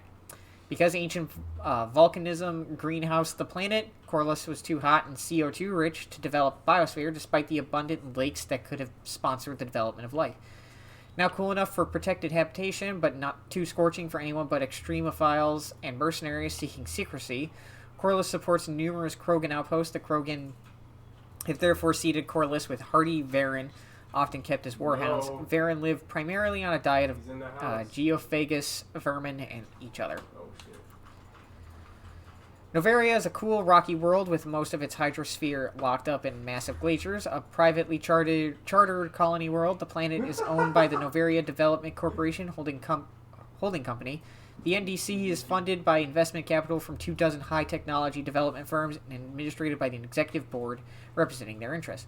The investors built remote hot labs in isolated locations across Noveria's surface. These facilities are used for research too dangerous or controversial to be performed elsewhere, as Noveria is technically not part of Citadel space and therefore exempt from council law. By special arrangement, Citadel special tactics and reconnaissance agents have been granted extraterritorial privileges, but it remains to be seen how committed the executive board is to that principle. Given its unique situation, it is understandable that Noveria is often implicated in all manner of wild conspiracy theories. Originally an asteroid rich in element 0, Omega was briefly mined by the Protheans, who eventually abandoned it due to its thick, impenetrable crust. Thousands of years later, nature did what even the Protheans could not. A collision with another asteroid broke Omega in half, exposing its trove of element 0 for easy mining. A rush ensued as corporations and private individuals tried to strike it rich on Omega, and thieves and outlaws followed in their wake. As space became tight, construction and processing facilities extended vertically from the asteroid, creating Omega's jellyfish-like silhouette. To prevent future collisions, the station is ringed with enormous Mass Effect field generators that redirect incoming debris. These two. Today, Omega is a major hub of narcotics, weapons, and ezo trafficking without even a pretense of civilian government or military control. Only mercenary groups have been able to instill a limited order, and the most ruthless is an Asari syndicate run by the notorious Arya T'Loak. Minecraft Wiki. You're a legend. Choked by the hypergrowth of non-native plant species, Pragia serves as a galactic reminder about the imperative for careful Oh, yeah. regulation during colonization. 2 centuries ago, Patarian agribusiness chose uninhabited Pragia as their empire's breadbasket. Colonization authorities introduced non-native, industrially mutated plants that flourish in the world's fertile volcanic soil. Synergizing with Pragia's natural geothermal conditions and chemotropic microbes, I have the imported species soon became a nightmare. 6 iron. Mutant strains of poisonous and even carnivorous plants arose, overgrowing colonies in days instead of years and causing the Batarians to abandon their holdings because the planet's small animal population is insufficient to check its plant growth. Land ecologists predict soil exhaustion in 400 years. Due to its relative isolation and lack of population, Pragia has become a regional haven for drug runners, weapons smugglers, pirates, mercenaries, terrorists, and intelligence agents seeking secrecy. So what? The Drell homeworld of Rakana once teemed with life, its arid plains home to spectacular insect and reptile analogs. But the Drell took the industrialization early and did not realize the extent of the environmental damage they caused until it was too late. With their topsoil depleted and oceans too acidic to sustain life, the Drell were situated for a massive population crash by 2025 CE. It was then the Hanar stepped in, mounting a large-scale rescue operation to bring Drell to the Hanar homeworld, Kaje. As wars erupted over what resources remained on Rakana and billions began to die, approximately 375,000 Drell escaped in the Exodus. To repay their debt, the Drell entered into an agreement with the Hanar called the Compact. It states that the Drell would assist the Hanar with tasks that Hanar cannot physically perform. Today, high-ranking Hanar are often inseparable from their Drell attendants. Sanctum is known for the freezing ice storms which sweep across its poles and temperature zones, which only a thin strip of habitable land along the equator. Because of those harsh living conditions, Sanctum attracts only the most gruff and hardy, from miners to mercenaries to company men. Mining, referred to as ice cracking anywhere but the equator, is the backbone of Sanctum's economy. The planet is rich in platinum and palladium deposits, as well as boron, which is locally used in semiconductor doping. Sanctum's corporate factions have learned that Cerberus is involved in the planet's finances. Systems Alliance intelligence agents embedded with the corporate strata are quietly urging the companies to confront Cerberus directly, but so far financial bickering has kept Sanctum's major stakeholders from acting against the elusive man. Terminus systems are located on the far side of the Attican Traverse, beyond the space administered by the Citadel Council or claimed by the Human Systems Alliance. It is populated by loose affiliation of minor species, united only in their refusal to acknowledge the political authority of the Council or adhere to the Citadel Conventions. Their independence comes at a price. The Terminus is fraught with conflict. War among the various species is common as governments and dictators constantly rise and fall. The region is a haven for illegal activities, particularly piracy and the slave trade. At least once a year, a fleet from Terminus invades the nearby Attican Traverse. These attacks are typically small raids against poorly defended colonies. The Council rarely retaliates, as sending patrols into the Terminus system could unify the disparate species against their common foe, triggering a long and costly war. The flotilla, or the migrant fleet, is a fleet of roughly 50,000 starships that houses over 17 million Quarians, the largest collection of the starfaring vessels in the galaxy. The fleet is so large that it may take days for all the ships to pass through a mass relay. The ships are constantly repaired, replaced, and upgraded to comfortably house as many Quarians as possible. Typically, ships specializes in roles for the fleet, from the enormous agricultural life ships to the shielded lab ships to the repurposed freighters known as home ships that house Quarian children, young parents, and educators. Employed Quarians typically live in the ship they work on, since commuting from ship to ship ties up resources with unnecessary docking procedures. Even within the flotilla, Quarians on most ships will remain encased in their protective suits. Rarely, Quarians will meet on clean ships for specific purposes such as medical services or reproduction. When this occurs, they remove their suits, knowing full well that it is likely they will spend a few days having allergic reactions or getting over infections, as their weakened immune systems compensate for each other's presence. As vast in natural beauty as it is in threat, the purple and gold nebula called the Perseus Veil forms a natural border between Geth space and the Terminus systems. The Veil's total opacity prevents Council intelligence from surveying Geth activity. Theoretically, the Geth could be preparing a devastating attack against which the Council could be defenseless, or the Geth could have died out so that the defense's budget against them could be gaining the Alliance nothing but economic ruination. Despite fears of Geth, prospectors do occasionally mount salvage ventures inside the Veil. One ended in tragedy. Using techno-mental domination, the Geth drew the team into the Veil before aiming them back as husks at the organic society that produced them. A leaked classified Spectre report claims that the Dreadnought Sovereign, commanded by ex-Spectre Saren Arterius and crewed by Geth, hid near the Veil before initiating the 2183 Citadel attack. Vermeer is a lush world located on the frontier of the Attican Traverse.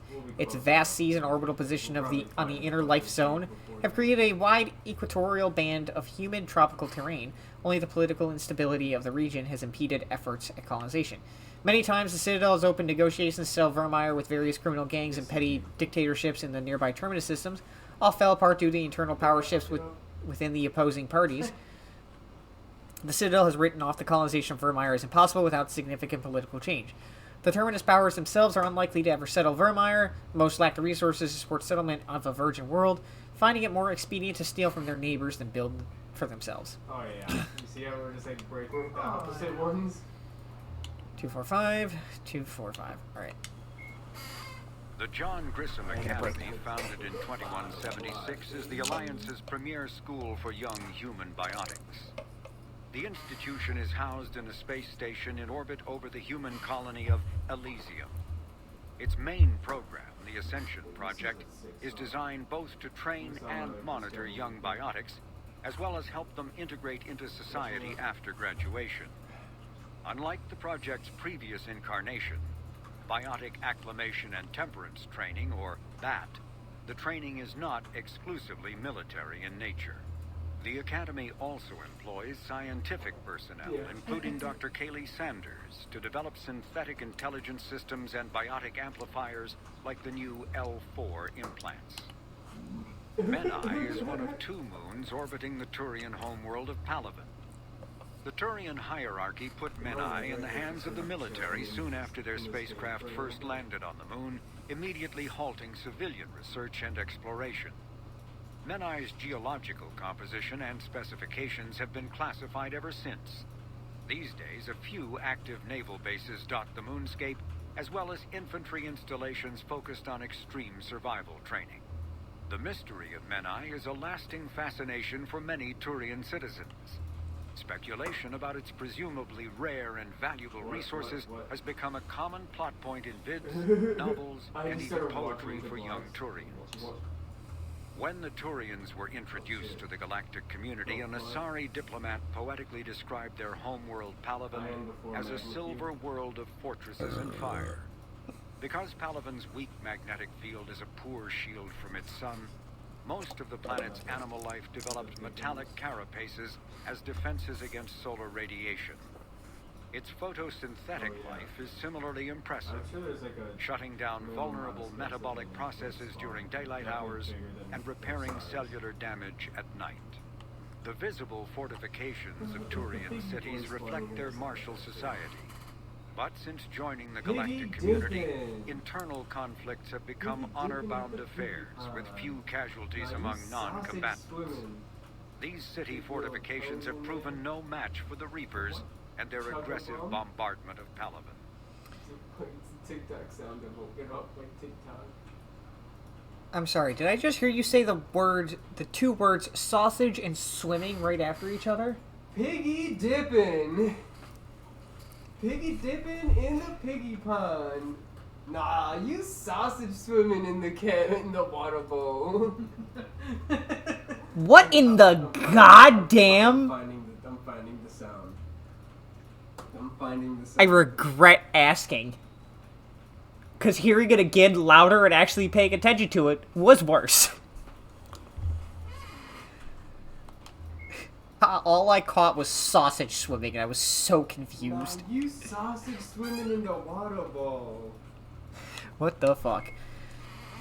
Faster than light drives use element zero cores to reduce the mass of the ship, allowing higher rates of acceleration. This effectively raises the speed of light within the mass effect field, allowing high-speed travel with negligible relativistic time dilation effects. Jesus fucking Christ. Starships still require conventional thrusters, chemical rockets, commercial fusion torch, economy ion engine, or military anti-proton drive. In addition to the FTL drive core. With only a core, a ship has no motive power. The amount of EZO and power required for a drive increases exponentially to the mass being moved and the degree it is being lightened. Very massive ships or very high speeds are prohibitively expensive. If the field collapses while the ship is moving at faster than light speed, the effects are catastrophic. The ship is snapped back to sublight velocity, the enormous excess energy shed in the form of lethal Cherenkov radiation. Larger warships are generally classified in 1 of 4 weights. Frigates are small, fast ships used for scouting and screening larger vessels. Frigates often operate in Wolfpack flotillas. Cruisers are middleweight combatants, faster than dreadnoughts and more heavily armed than frigates. Cruisers are the standard patrol unit and often lead frigate flotillas. Dreadnoughts are kilometer-long capital ships mounting heavy long-range firepower. They are only deployed for the most vital missions. Carriers are dreadnought-sized vessels that also carry large numbers of fighters. Smaller vessels are almost exclusively used in the support role to the warships during combat. Fighters are one-man craft used to perform close-range attacks on enemy ships. Interceptors are one-man craft optimized for destroying opposing fighters. The SSV Normandy SR-1 was a prototype starship developed by the Human Systems Alliance with assistance from the Citadel Council. The ship employed state-of-the-art stealth technology for reconnaissance in dangerous regions. I don't understand what part of TikTok you're on. I really don't. It's a strange and terrifying place. I should send it to the group because I don't know if I'm hanging on TikTok. Most ships emit heat that is easy to detect against the absolute zero background of space. The Normandy, however, could temporarily store its waste heat deep. Swimming in the water bowl. I hate that you're constantly saying it. It's stuck. It's stuck.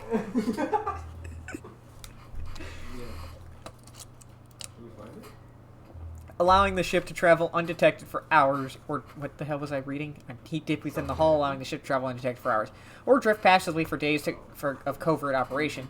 This was not without risk. Eventually, the stored heat had to be released, or it would build to levels that could cook the crew alive. Another key component of the Normandy stealth system was the revolutionary Tantalus drive. A mass effect core twice the size of the standard unit, the Tantalus drive generated mass concentrations that the Normandy fell into, allowing it to move without the use of heat-emitting thrusters. The Normandy SR-1 was destroyed in 2183 when it was ambushed by a collector ship in the Omega Nebula. Shells lofted by surface navies crashed back to Earth when their acceleration is overwhelmed by gravity and air resistance. In space, a projectile has unlimited range and will keep moving until it hits something. Practical gunnery range is determined by the velocity of the attacker's ordnance and the maneuverability of the target. Beyond a certain range, a small ship's ability to dodge trumps the larger attacker's projectile speed. The longest range combat occurs between dreadnoughts, whose projectiles have the highest velocity but are the least maneuverable. The shortest range combat is between frigates, which have the slowest projectile velocities and highest maneuverability. Opposing dreadnoughts open with a main gun artillery duel at extreme ranges of tens of thousands of kilometers. The fleets close, maintaining evasive lateral motion while keeping their bow guns, bow guns facing the enemy. Fighters are launched in an attempt to close disruptor torpedo range. Cautious admirals weaken the enemy with range fire and fighter strikes before committing to close action. Aggressive commanders advance the cruisers and frigates can engage. At long range, the main guns of cruisers become useful. Friendly interceptors engage enemy fighters until the attackers enter the range of the ship-based Guardian fire. Dreadnoughts fire from the rear, screened by smaller ships. Commanders must decide whether to commit to a general melee or retreat into FTL. At medium range, ships can use broadside guns. Fleets intermingle, and it becomes difficult to retreat in order. Ships with damaged kinetic barriers are vulnerable to Wolfpack frigate flotillas that speed through the battle space. Only fighters and frigates enter close knife fight ranges of 10 or fewer kilometers. Fighters loose their disruptor torpedoes, bringing down the ship's kinetic barrier and allowing it to be swarmed by frigates. Guardian lasers become viable weapons, swatting down fighters and boiling away warship armor. Neither dreadnoughts nor cruisers can use their main guns at close range. Laying the bow on a moving target becomes impossible. Superheated thruster exhaust becomes a hazard. Cerberus built the Normandy SR-2 as a second-generation version of the Alliance frigate SSV Normandy after the Collectors destroyed the original. The SR-2's many alterations produced a craft nearly double the original size, requiring an even larger Tantalus drive core to compensate. Its state-of-the-art Kodiak shuttle can make landings the original Normandy could not attempt. The Enhanced Defense Intelligence, an AI known colloquially as EDI, coordinates many of the ship's combat functions, assisting and even supplanting human piloting. The Alliance has recently appropriated and refurbished the SR-2. In addition to tight beam communicators, the Quantum Entanglement Communicator, QEC, provides instantaneous contact with Alliance Command. It's great, ain't it? Originally created to covertly insert Alliance Marines into hostile environments, the UT-47 shuttle has since been sold to allies, recovered by enemies, and had its specifications stolen by spies. In one form or another, this durable transport is now used in all corners of the galaxy. A-model Kodiaks feature a front-mounted mass accelerator cannon that can be used wanna know how in this an was anti-vehicular covert in any way. role. Since the shuttle lacks proper gun ports, soldiers often open the side hatch to fire on enemies. This is discouraged in Alliance manuals since it exposes the interior to return fire. Flying the 47A during atmospheric combat requires considerable skill. The pilot must reduce the vehicle's mass for speed and handling while maintaining enough mass to resist recoil, incoming fire, and inclement weather. More than one pilot has overstressed the Kodiak's field generator and ended up on the battlefield instead of above it. Idiots. Asari-made Solaris armor can resist even the tremendous heat and kinetic energy of Starship weapons. The armor is nearly unsurpassed in strength because its central material, carbon nanotube sheets woven with diamond chemical vapor deposition, are crushed by mass effect fields into super-dense layers, able to withstand extreme temperatures. That process also compensates for the diamond's brittleness. Diamond armor itself has two limiting disadvantages. First, while nanotubes and CVD diamond construction have become cheaper in recent years, it remains prohibitively expensive to coat starships or aircraft larger than fighters in Solaris material. Second, the armor must be attached to the ship's superstructure, so shock waves from massive firepower can still destroy the metals beneath the armor itself. A popular misconception holds that the diamond composition of Solaris armor gives it a sparkle. In fact, atmospheric nitrogen impurities during the super hot forging process give the armor a metallic Don't pour gray anything or yellow out. Give him a sheen. fucking drink. I know how bad it is to just Cyclonic read a bunch of barrier shit. technology, CBT, attempts to solve the higher-end limitations of traditional kinetic barriers. Traditional barriers cannot block high-level kinetic energy attacks. You know what's such as worse, disruptor though? Torpedoes, Not only because did this torpedo motherfucker, mass effect whoever the hell fields add mass.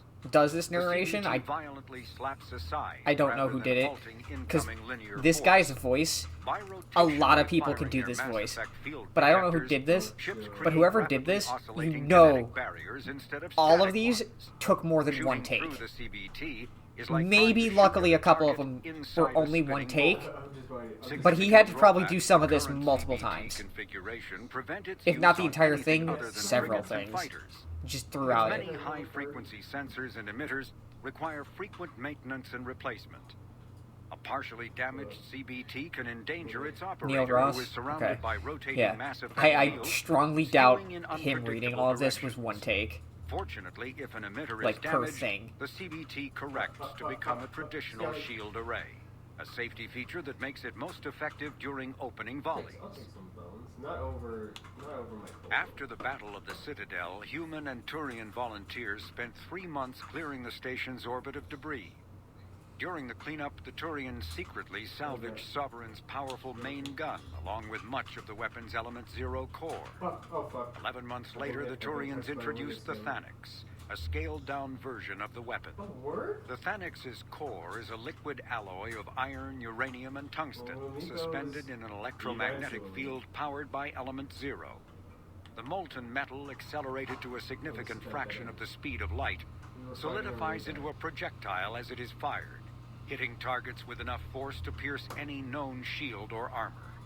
The gun can fire reliably every 5 seconds. Don't be on fire. The weapon's relatively small size If allows it to be anything, mounted on most the only other fighters place or I would frigates. recognize his It is voice now would be widely used Transformers, by the Alliance military, 'cause and I is the never primary watched weapon on the G.I. Joe refurbished or Normandy Voltron. SR-2. and I barely watched Transformers. Like, the only reason I would know it from like Transformers stuff is just bits and pieces of stuff I've seen from like the cartoon and movies, which isn't really a lot anyway. The Citadel Council has called for the immediate donation of Prothean artifacts to bolster the war effort, primarily items of Reaper origin and recordings of their attacks. The Exogeny Corporation set an example by donating a store of newly discovered paleotechnology and releasing the data archives of deep space research colonies destroyed by the Reapers. Several private collectors have since stepped forward to donate the entirety of their collections. But despite an offer of immense amnesty, I don't know what that word means. For anyone concealing such artifacts, not everyone has responded as the council hoped. Several artifacts... Okay. So, sorry. Amnesty, whatever the fuck that word is, I never seen it before, and it just fucked me up for a second. So what the fuck does this mean?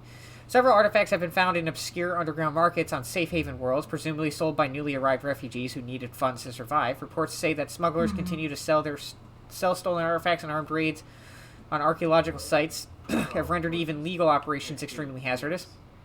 After several reports of mercenary groups turning on the archaeologists who hired them, Alanus Risk Control Services began to offer security details for archaeological sites at considerably reduced rates.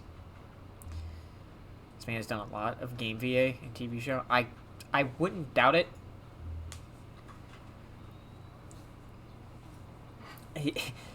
His voice, like, if that's like pretty much like something he would do normally, is a very good narrator voice.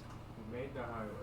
So like, for a lot of things that require a lot of just dialogue, is very useful. But like I said, he's not the only one that I've heard that type of voice for, so there are people with like similar voices and cadences that can hit that kind of stuff pretty well. An artificial intelligence is a self-aware computing system capable of learning and independent decision-making. Creation of conscious AI requires adaptive code, a slow, expensive education, and a specialized quantum computer called a blue box. An AI cannot be transmitted across a communication channel or computer network without its blue box. An AI is no more than data files. Loading these files into a new blue box will create a new personality, as variations in the quantum hardware and runtime results create unpredictable variations. The GEFs serve as a cautionary tale against the dangers of rogue AI, and in Citadel space, they are technically illegal. Advocacy groups argue, however, that an AI is a living, conscious entity, deserving the same rights as organics.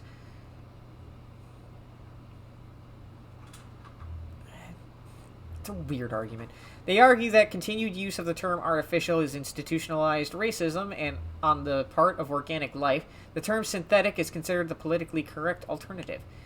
It's still fucking... been doing it since 77. Oh god. The lad is a bit old. Well, hopefully nothing spawns anyway. He's what, like 50-ish? Almost 50? He's like 40 something actually.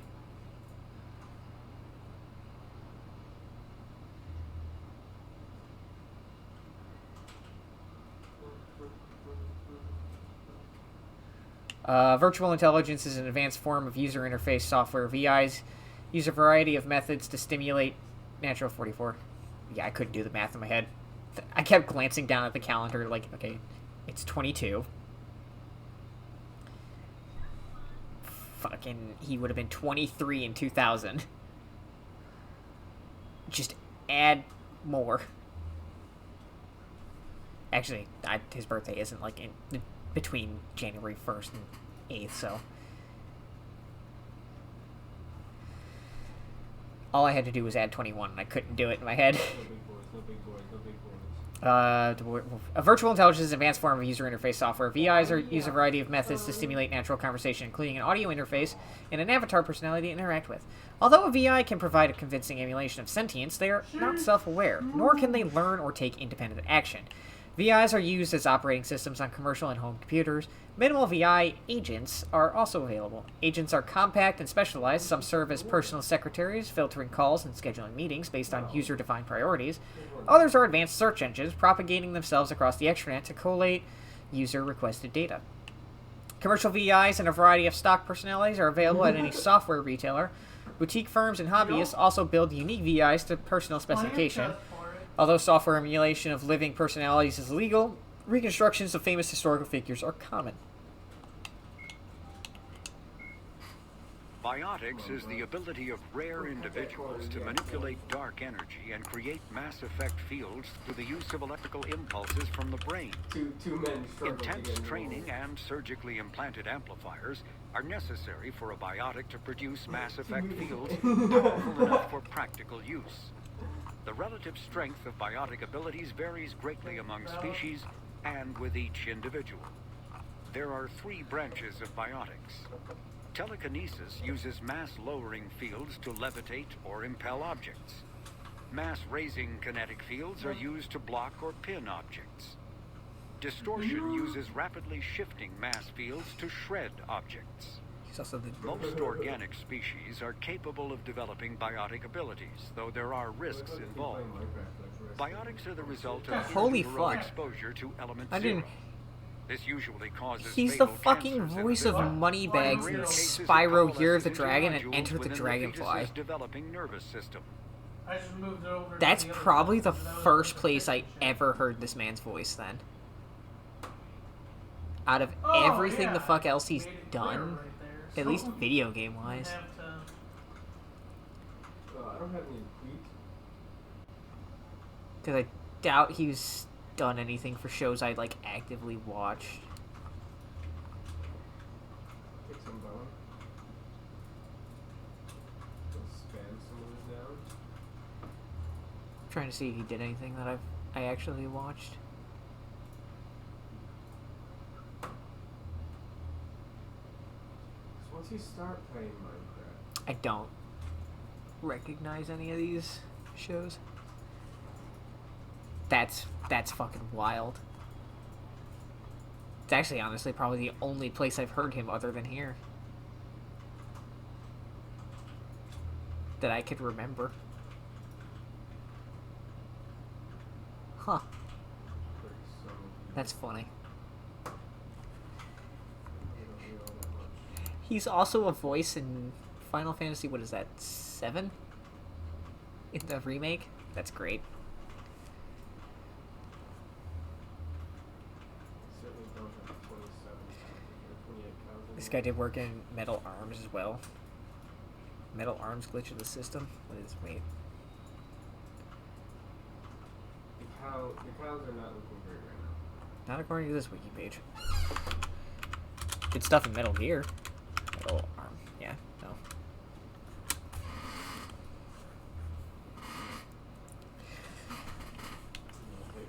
When subjected to an electrical current, the rare material dubbed Element Zero, or EZO, emits a dark energy field that raises or lowers the mass of all objects within it. This mass effect is used in countless ways, from generating artificial gravity to manufacturing high-strength construction materials. It is most prominently used to enable What is this faster-than-light space travel. EZO is generated when solid matter, such as a planet, is affected by the energy of a star going supernova. The material is common in the asteroid debris that orbits neutron stars and pulsars. These are dangerous places to mine, requiring extensive use of robotics, telepresence, and shielding to survive the incredible radiation from the dead star. Only a few major corporations can afford the setup costs required to work these primary sources. Humanity discovered refined Element Zero at the Prothean I was also Research only on like the Station on wiki Mars, page, which allowing them to create Mass Effect fields. who knows how and develop properly updated FTL that is. travel. that wasn't accurate. Like, I could go to his, like Element IMDb Zero and see if can it increase has or anything else decrease there. the mass of a volume of space-time when subjected to Because an that wiki electrical page was also like current. With a positive set up current, mass is increased. improperly. With a negative current, mass is decreased. The stronger the current, I also the don't know greater what that the game is. magnitude of I've the dark never seen that energy before. mass effect. Or heard about it. In space, low mass fields allow FTL travel and inexpensive surface-to-orbit transit. High mass fields create artificial gravity and push space debris away from vessels. In manufacturing, low mass fields permit the creation of evenly blended alloys, while high mass compaction creates dense, sturdy construction materials. The military makes extensive use of mobility-enhancing technologies, with Mass Effect utilizing fighting vehicles standard frontline issue in most military forces. Mass Effect fields are also essential in the creation of kinetic barriers or shields to protect against enemy fire. Once believed to be of Prothean origin, mass relays were in fact created by the Reapers, using technology far beyond that of other living species. The enormous structures scattered throughout the stars create corridors of virtually mass-free space. This allows instantaneous transit between locations normally separated by years or even centuries using conventional FTL drives. Primary mass relays can propel ships thousands of light years. The flight path, however, is fixed to a single relay elsewhere in the galaxy. By contrast, secondary relays, while only capable of propelling ships a few hundred light years, can reach any other relay within their limited range. Many primary relays lie dormant, their destinations not yet known. These relays are often left inactive on purpose, as established civilizations are unwilling to blindly open a passage that might connect them to a new hostile species. The Reapers do not share the same concern, and freely use the dormant relays. Medigel is a common medicinal I would salve freely use used the by dormant relays paramedics, too. Fuck it, who cares? EMTs, and military personnel. It It's the worst combines that can several happen. useful applications: a local anesthetic, disinfectant, and clotting agent all in one. Once applied, the gel is designed to grip tight to flesh until subjected to a frequency of ultrasound. It is sealable against liquids, most notably blood, as well as contaminants and gases. The gel is a genetically engineered bioplasm created by the CERTA Foundation, a medical technology megacorp based on Earth. Technically, Medigel violates Council laws against genetic engineering, but so far it has proved far too useful to ban. Omni-tools are handheld devices that combine a computer microframe, sensor analysis pack, and manufacturing fabricator. Versatile and reliable, an Omni-tool can be used to analyze and adjust the functionality of most standard equipment, including weapons and armor, from a distance. The fabrication module can rapidly assemble small three-dimensional objects from common reusable industrial plastics, ceramics, and light alloys. This allows for field repairs and modifications to most standard items, as well as the reuse of salvaged equipment.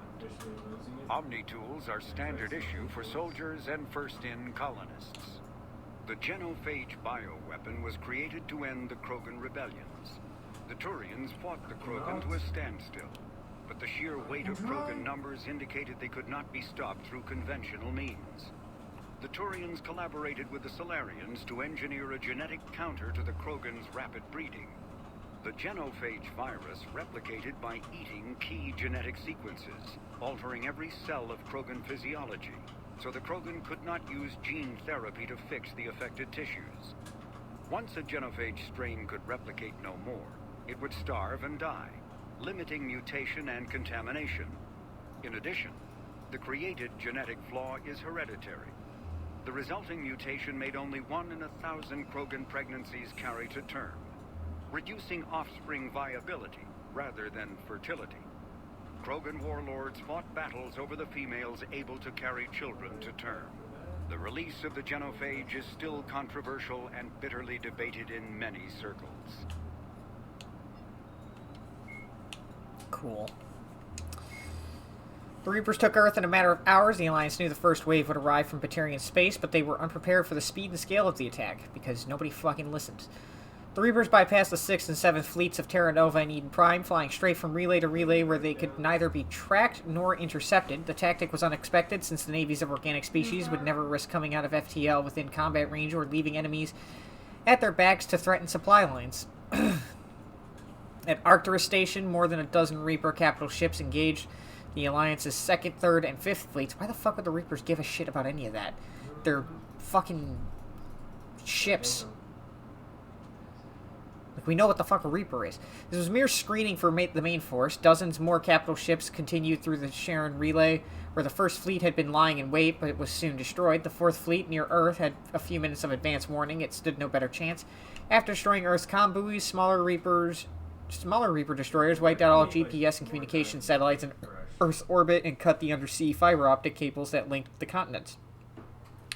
Earth's resistance now relies on outdated radio towers and a few quantum entanglement communicators whose matched pairs happen to be on other continents or outside the solar system. Communication is so limited that the fate of entire nations remains unknown. The capital ships bombarded defense installations and industrial centers, annihilating entire cities with populations in the low millions, including Adelaide, Hamburg, Al-Jubail, and Fort Worth. Meanwhile, Reaper destroyers descend into the atmosphere to melt roads and capture population centers with minimal loss of life. This is not an example of the Reapers being merciful. More likely, they are hurting their prey to make the coming harvest that much easier. Somewhat close. which I don't even know how much more of that DLC I have left, because the last thing I did was rescue Anne. For every 1,000 Batarian refugees, there are 1,001 stories about how the Reapers invaded the Batarian systems. A few elements are common to almost every version, however. The Reapers arrived first in the Volar system and immediately destroyed its communication network. The Hagamani's Department of Information Control blamed the loss of signal on space weather, but scrambled ships to the system nonetheless. Within a day, Reaper capital ships appeared in the Harsa system and descended on the Batarian homeworld Karshan. For all the rhetoric about the Hagamani's military prowess, their response to the Reapers was uncoordinated. Moments after the information minister took to the extranet and announced that unknown ships were destroying all space traffic near Karshan, the defense minister declared that there was no reason to panic. The planet's comm buoys were destroyed next, creating an ominous silence that has persisted ever since. Fearing they were next Batarian colonies across Hagamani space, began evacuations. So many refugees poured into the human-occupied Exodus cluster that Systems Alliance officials at first thought the Batarians were invading. More systems have gone dark as their comm buoys were destroyed, and millions more Batarians trapped on their planets sit waiting for the Reapers. What? Well, but then I don't want to lose both. When Tatros fell, the Turians knew little about the Reapers except that they wanted to enrage the Turians. Staying calm, the Turians massed a force around Palaven, their homeworld. Fleet Admiral Irix Coronati, in what became known as the 15-minute plan, stationed only 2 carriers, Undaunted and Resolute, near the system's relay. When the Reaper fleet emerged, the carriers launched swarms of unmanned fighters and spy drones. These were quickly destroyed, but the drones transmitted vital data on the Reaper's effective range, fleet composition, and exact location. The Turians' other ships then deployed to defend the system in earnest. Knowing the Reaper's weapons had a longer effective range than any of his own, Coronati made a short, daring FTL jump, landing his dreadnoughts in the middle of the Reaper fleet. The dreadnoughts then turned to line up their main guns on the Reapers, which also needed to turn to fire on the Turians. This ploy used the Reaper's size against them because they could turn faster. The Turian dreadnoughts locked targets first, and their concentrated firepower downed several Reaper capital ships. Fucking didn't help, though, did it? The Reapers countered instantly. Their destroyers performed a jump of their own to the skies above Palaven, beginning orbital strikes on Turian cities. The Turians, forced to defend the planet, found themselves in pitched battle far from the relay, from which emerged a seemingly endless line of Reaper ships. After massive casualties, Coronati ordered retreat. The Turians insist that Palaven is not lost. The battle has merely moved to the ground. Reaper troop transports have dumped hordes of husks to capture Palaven's inhabitants, but met with little success. Reaper capital ships are destroying city after city, but much of the Turian fleet is still operable, and the citizenry is heavily armed. The Turians refuse to be intimidated. The Reaper's first attack in Turian space followed an age-old maxim: hit them where it hurts. A populous colony dating back centuries, Tatros, was already embedded in the Turian psyche as the site of the worst terrorist attack in Turian history. Wounds were still raw from the Vallum Blast, in which a separatist revolutionary slammed a starship in the colony's capital, killing more than 100,000 Turians. Jesus. Hierarchy forces responded with a massive invasion of the planet to stamp out the separatist movement. It was a catharsis for the Turians, reassuring them that heroes would always triumph over evil. Sure. And so the Reaper struck Tatros first. I have 4 diamonds now. By the time Tatros went dark, the Turians had already learned that the Batarians and humans were under attack. The hierarchy responded with what they believed was overwhelming force, only to walk into a trap. Reaper ships were waiting on the other side of the relay to Tatros, and they released devastating firepower the moment the fleet emerged. Turian leaders, observing the one-sided battle, were faced with a choice: reinforce their side of the relay to defend against a Reaper invasion, or throw more resources into an offense. With soldiers and civilians alike clamoring for retribution against the Reapers, the Turians continued the assault. The hierarchy sent warp bombs through the relay to clear a path, fighting tooth and talon to inflict casualties against the Reaper fleet. It was a valiant effort, but doomed. The Reapers emerged victorious from the relay and began broadcasting a signal to Turian comm buoys. Images of Valem, Tatros' capital, once again a smoking wreck. The fight for Turian space had begun. Good Lord. The Reaper called Harbinger is believed to be the oldest and largest in the Reaper Armada. From the reaches of dark space, Harbinger managed to control the Collectors, a race of human-sized insectoid bipeds, as it sent them on a campaign to kill and gather humans from vulnerable colonies. The Collectors became a terrifying force in the galaxy, responsible for the murder of hundreds of thousands. Surviving colonists have described the tone of Harbinger's threats heard through the collectors as they attacked as visceral and terrifying. Alliance intelligence has tentatively identified Harbinger as one of the Reapers leading the attack on Earth. Cool. A myth common to probably several mad. cultures in the galaxy, Reapers were once imagined as space monsters that consumed entire stars. Archaeologists who searched for the sources of such myths found little besides the themes of all-consuming devils that are common to primitive cultures. Although accurate information about the Reapers remains scarce, the galaxy now knows that the Reapers are not a myth. They are a real and devastating threat. It just took them, attacking everyone to figure that out. Sovereign was the first Reaper encountered by the modern Citadel races. Military leaders initially assumed that Sovereign was a Geth or Prothean flagship commanded by Saren Arterius, a rogue Spectre. The truth was far more alarming. The massive ship was itself intelligent, and Saren proved to be under its control. The attacks by Sovereign against Eden Prime and the Citadel removed any uncertainty about the Reaper's technological superiority. Sovereign's formidable shielding and firepower allowed it to hold off the combined fleets of the Citadel, and its mass effect fields proved powerful enough to let the enormous vessel land on a planet's surface. Sovereign's mission, to open a mass relay that would transport the other Reapers from dark space, proved its undoing.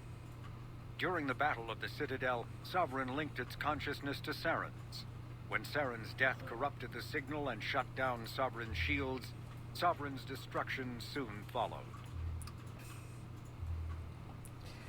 I guess I really didn't realize that's what happened. Reaper indoctrination is an insidious means of corrupting organic minds, reprogramming the brain through physical and psychological conditioning using electromagnetic fields, infrasonic and ultrasonic noise, and other subliminal methods. The Reaper's resulting control over the limbic system leaves the victim highly susceptible to its suggestions. Organics undergoing indoctrination may complain of headaches and buzzing or ringing in their ears. As time passes, they have feelings of being watched and hallucinations of ghostly presences. Ultimately, the Reaper gains the ability to use the victim's body to amplify its signals, manifesting as alien voices in the mind. Indoctrination can create perfect deep cover agents. A Reaper's suggestions can manipulate victims into betraying friends, trusting enemies, or viewing the Reaper itself with superstitious awe. Should a Reaper subvert a well-placed political or military leader, the resulting chaos can bring down nations. Long-term physical effects of the manipulation are unsustainable. Higher mental functioning decays, ultimately leaving the victim a gibbering animal. Rapid indoctrination is possible, but causes this decay in days or weeks. Slow, patient indoctrination allows the thrall to last for months or years. The Citadel races have classified the known variants of Reapers into 4 types. Capital ships are Sovereign-class Reapers 2 kilometers in length. They typically target the dreadnoughts, defense installations, and industrial cities of organic civilizations. Experts believe the Reapers harvest a single species of organics during each cycle of extinction to create these massive ships. Some capital ships are capable of launching small drones equivalent to fighters. Destroyers are 160 meters long and, in astounding numbers, make up the bulk of the Reaper fleet. They engage cruisers and other smaller ships, as well as communications posts and enemy command centers. Research suggests destroyers are created from those species that are not harvested to make capital ships. Troop transports carry husks to unconquered planets and bring victims of the harvest to Reaper processing centers. They vary in length from 200 meters to 1 kilometer, but unlike capital ships and destroyers, do not appear to be self-aware. Instead, other Reapers operate troop transports remotely. Processors, also called slaughter ships, are mobile centers for mass DNA harvesting. Like troop transports, processors appear to be remotely operated by sapient Reapers. Banshees are the corrupted Asari often found leading a Reaper strike force.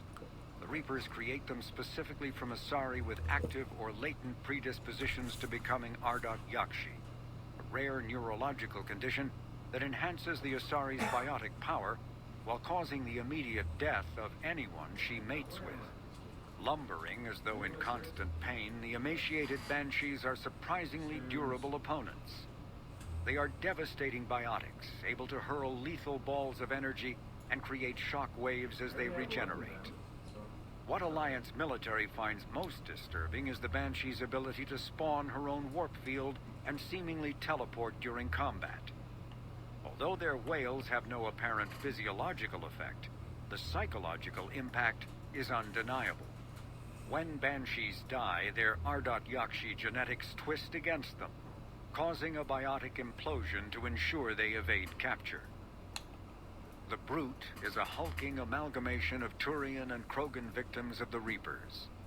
Because tissue from dextroprotein species like the Turians is incompatible with levoprotein species like the Krogan, implants regulate the Brute's body chemistry to combat organ rejection.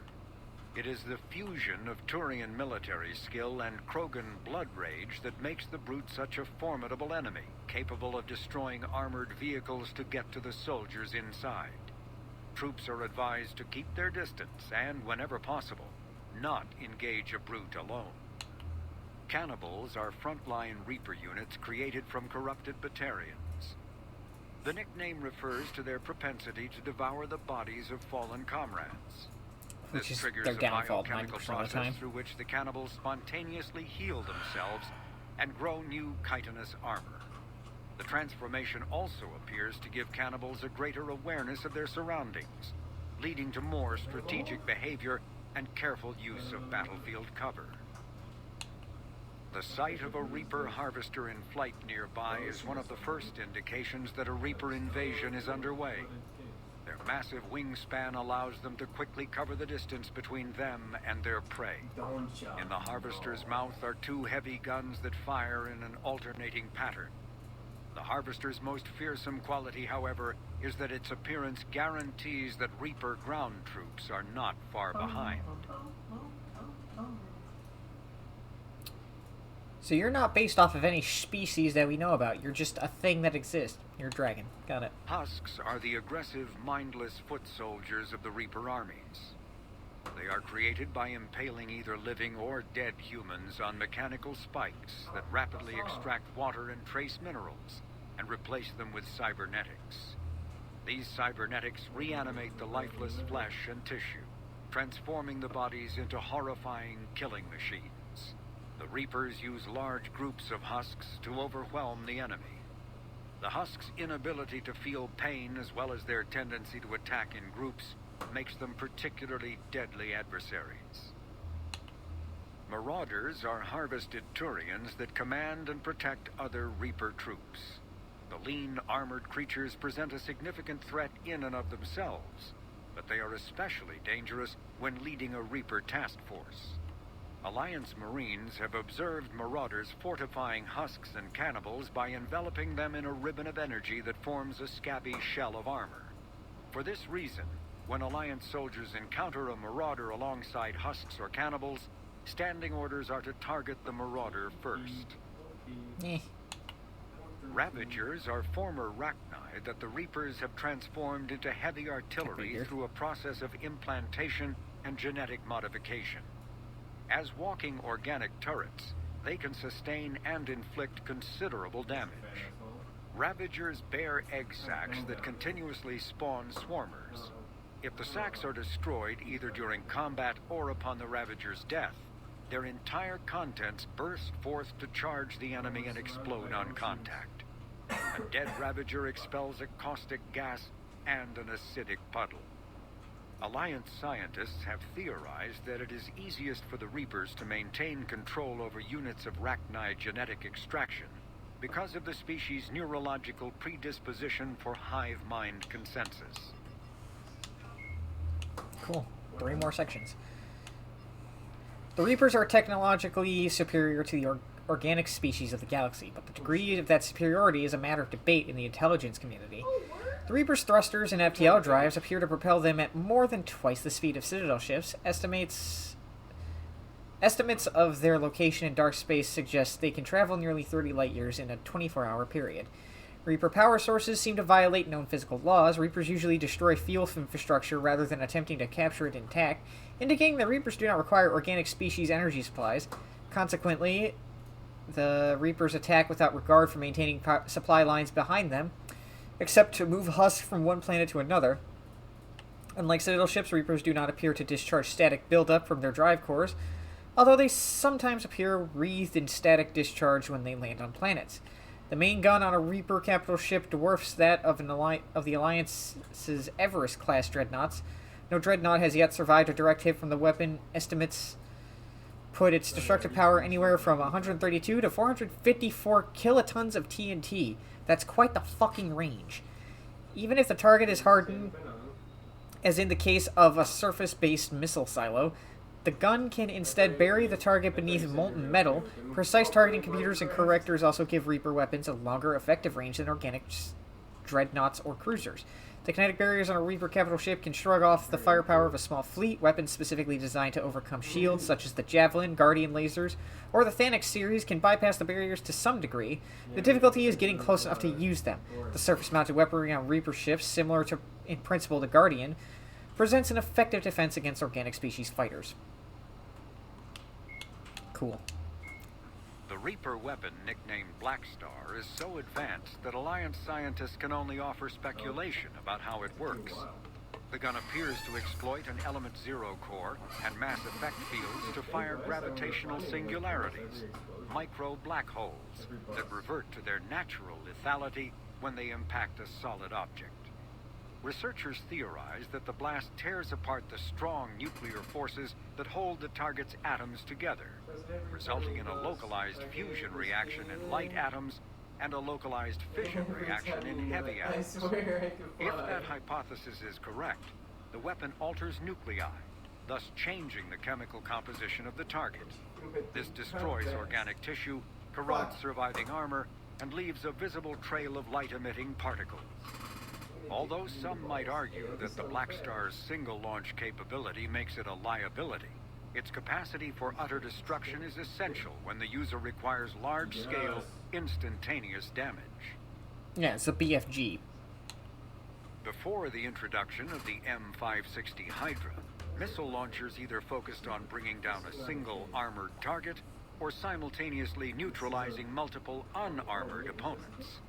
With the Hydra, a soldier no longer needs to choose between the two.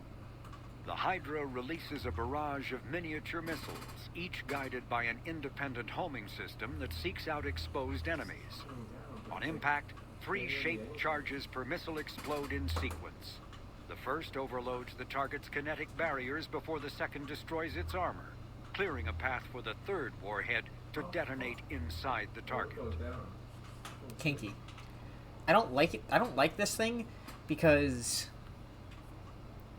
it's still a charge up.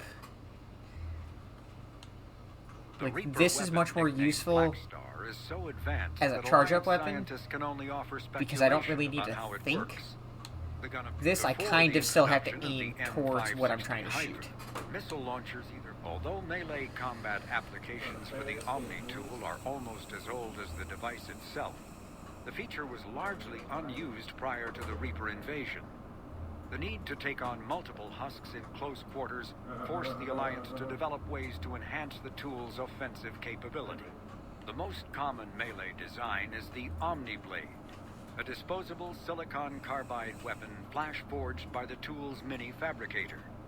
The transparent, nearly diamond-hard blade is created and suspended in a mass effect field safely away from the user's skin. Warning lights illuminate the field so the searing hot blade only burns what it is intended to: the opponent. More technically adept soldiers frequently modify their Omni tools to maximize stopping power through electrical, kinetic, or thermal energy. Some troops integrate the weapon with their kinetic barriers, transforming the Omni tool into a wrist-mounted bludgeon. Others fabricate flammable gases, held in place by a mass effect field and ignited upon impact. All prove deadly surprises for opponents who expect a disarmed Alliance warrior. Neat. Modern combat hard suits have a triple canopy of protection: shields, armor, and self-repair. The outermost layer is created through kinetic barrier emitters, which detect objects incoming at a high rate of speed and generate deflecting shields, provided they have enough energy in their power cells. If a bullet or other incoming object gets past the barrier, it contends with the more traditional body armor. A sealed suit of non-porous ballistic cloth provides kinetic and environmental protection, reinforced by lightweight composite ceramic plates in areas that either don't need to flex or require additional coverage, such as the chest and head. When the armor is hit by directed energy weapons, the plates boil away or ablate rather than burning the wearer. When is Minecraft gonna end? The last level of protection is provided by the suit's microframe computers, whose input detectors are woven through the fabric. These manage the self-healing system, which finds rents in the fabric, and assuming any such tear would wound the flesh underneath, seals the area off with sterile, non-conductive metagel. This stanches minor wounds and plugs holes in the suit that would prove fatal in vacuum or toxic environments. Soldiers are not always fond of the squish skin that oozes gel on them at moment's notice, but fatalities have dropped sharply since the system was implemented. Kinetic barriers, commonly called shields, provide protection against most mass accelerator weapons. Whether on a starship or a soldier suit of armor, the basic principle remains the same. Kinetic barriers are repulsive mass effect fields projected from tiny emitters. These shields safely deflect small objects traveling at rapid velocities. This affords protection from bullets and other dangerous projectiles, but still allows the user to sit down without knocking away their chair. Shielding afforded by kinetic barriers does not protect against extremes of temperature, toxins, or radiation. A mass accelerator propels a solid metal slug using precisely controlled electromagnetic attraction and repulsion. The slug is designed to squish or shatter on impact, increasing the energy it transforms to the target.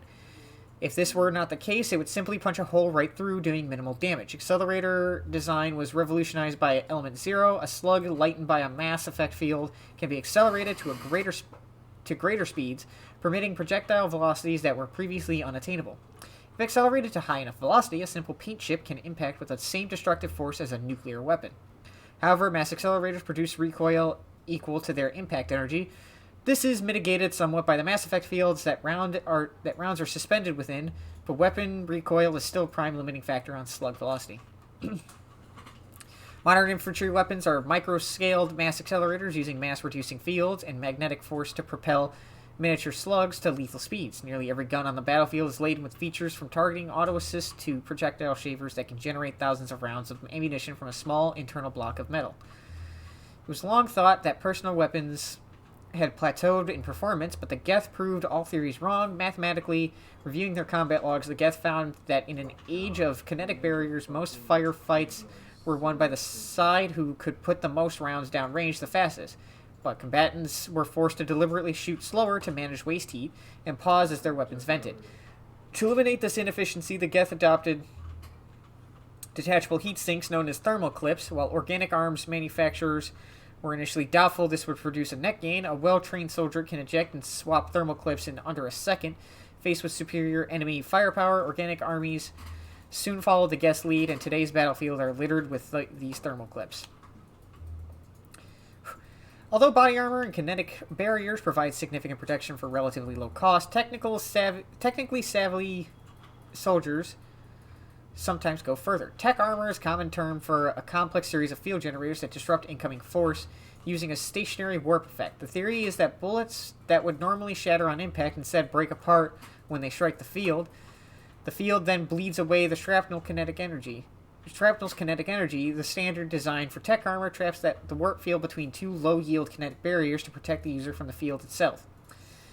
When the outer barrier fails, the warp effect is discharged, potentially harming anyone nearby. For this reason, any soldiers modified the armor with a haptic-style light effect to warn allies not to get too close. On missions where stealth is paramount, this effect is disabled. Cynical soldiers joke that the design is called tech armor because if it were simply called warp armor, no one would use it. The fortification approach uses high-energy batteries and superconductive devices within the armor to create a Foucault current effect. Essentially, the magnetic field that can immobilize metals, even non-ferrous ones. The field is triggered by sensors similar to those in a kinetic barrier. It is powerful enough to protect against most modern weapons, but there are drawbacks. The current causes metallic objects to hold their position relative to one another, and although the field only lasts for a split second, it creates resistance that can slow or fatigue the wearer. Without specialized training, a soldier can quickly become exhausted or stumble at the wrong time. Neat.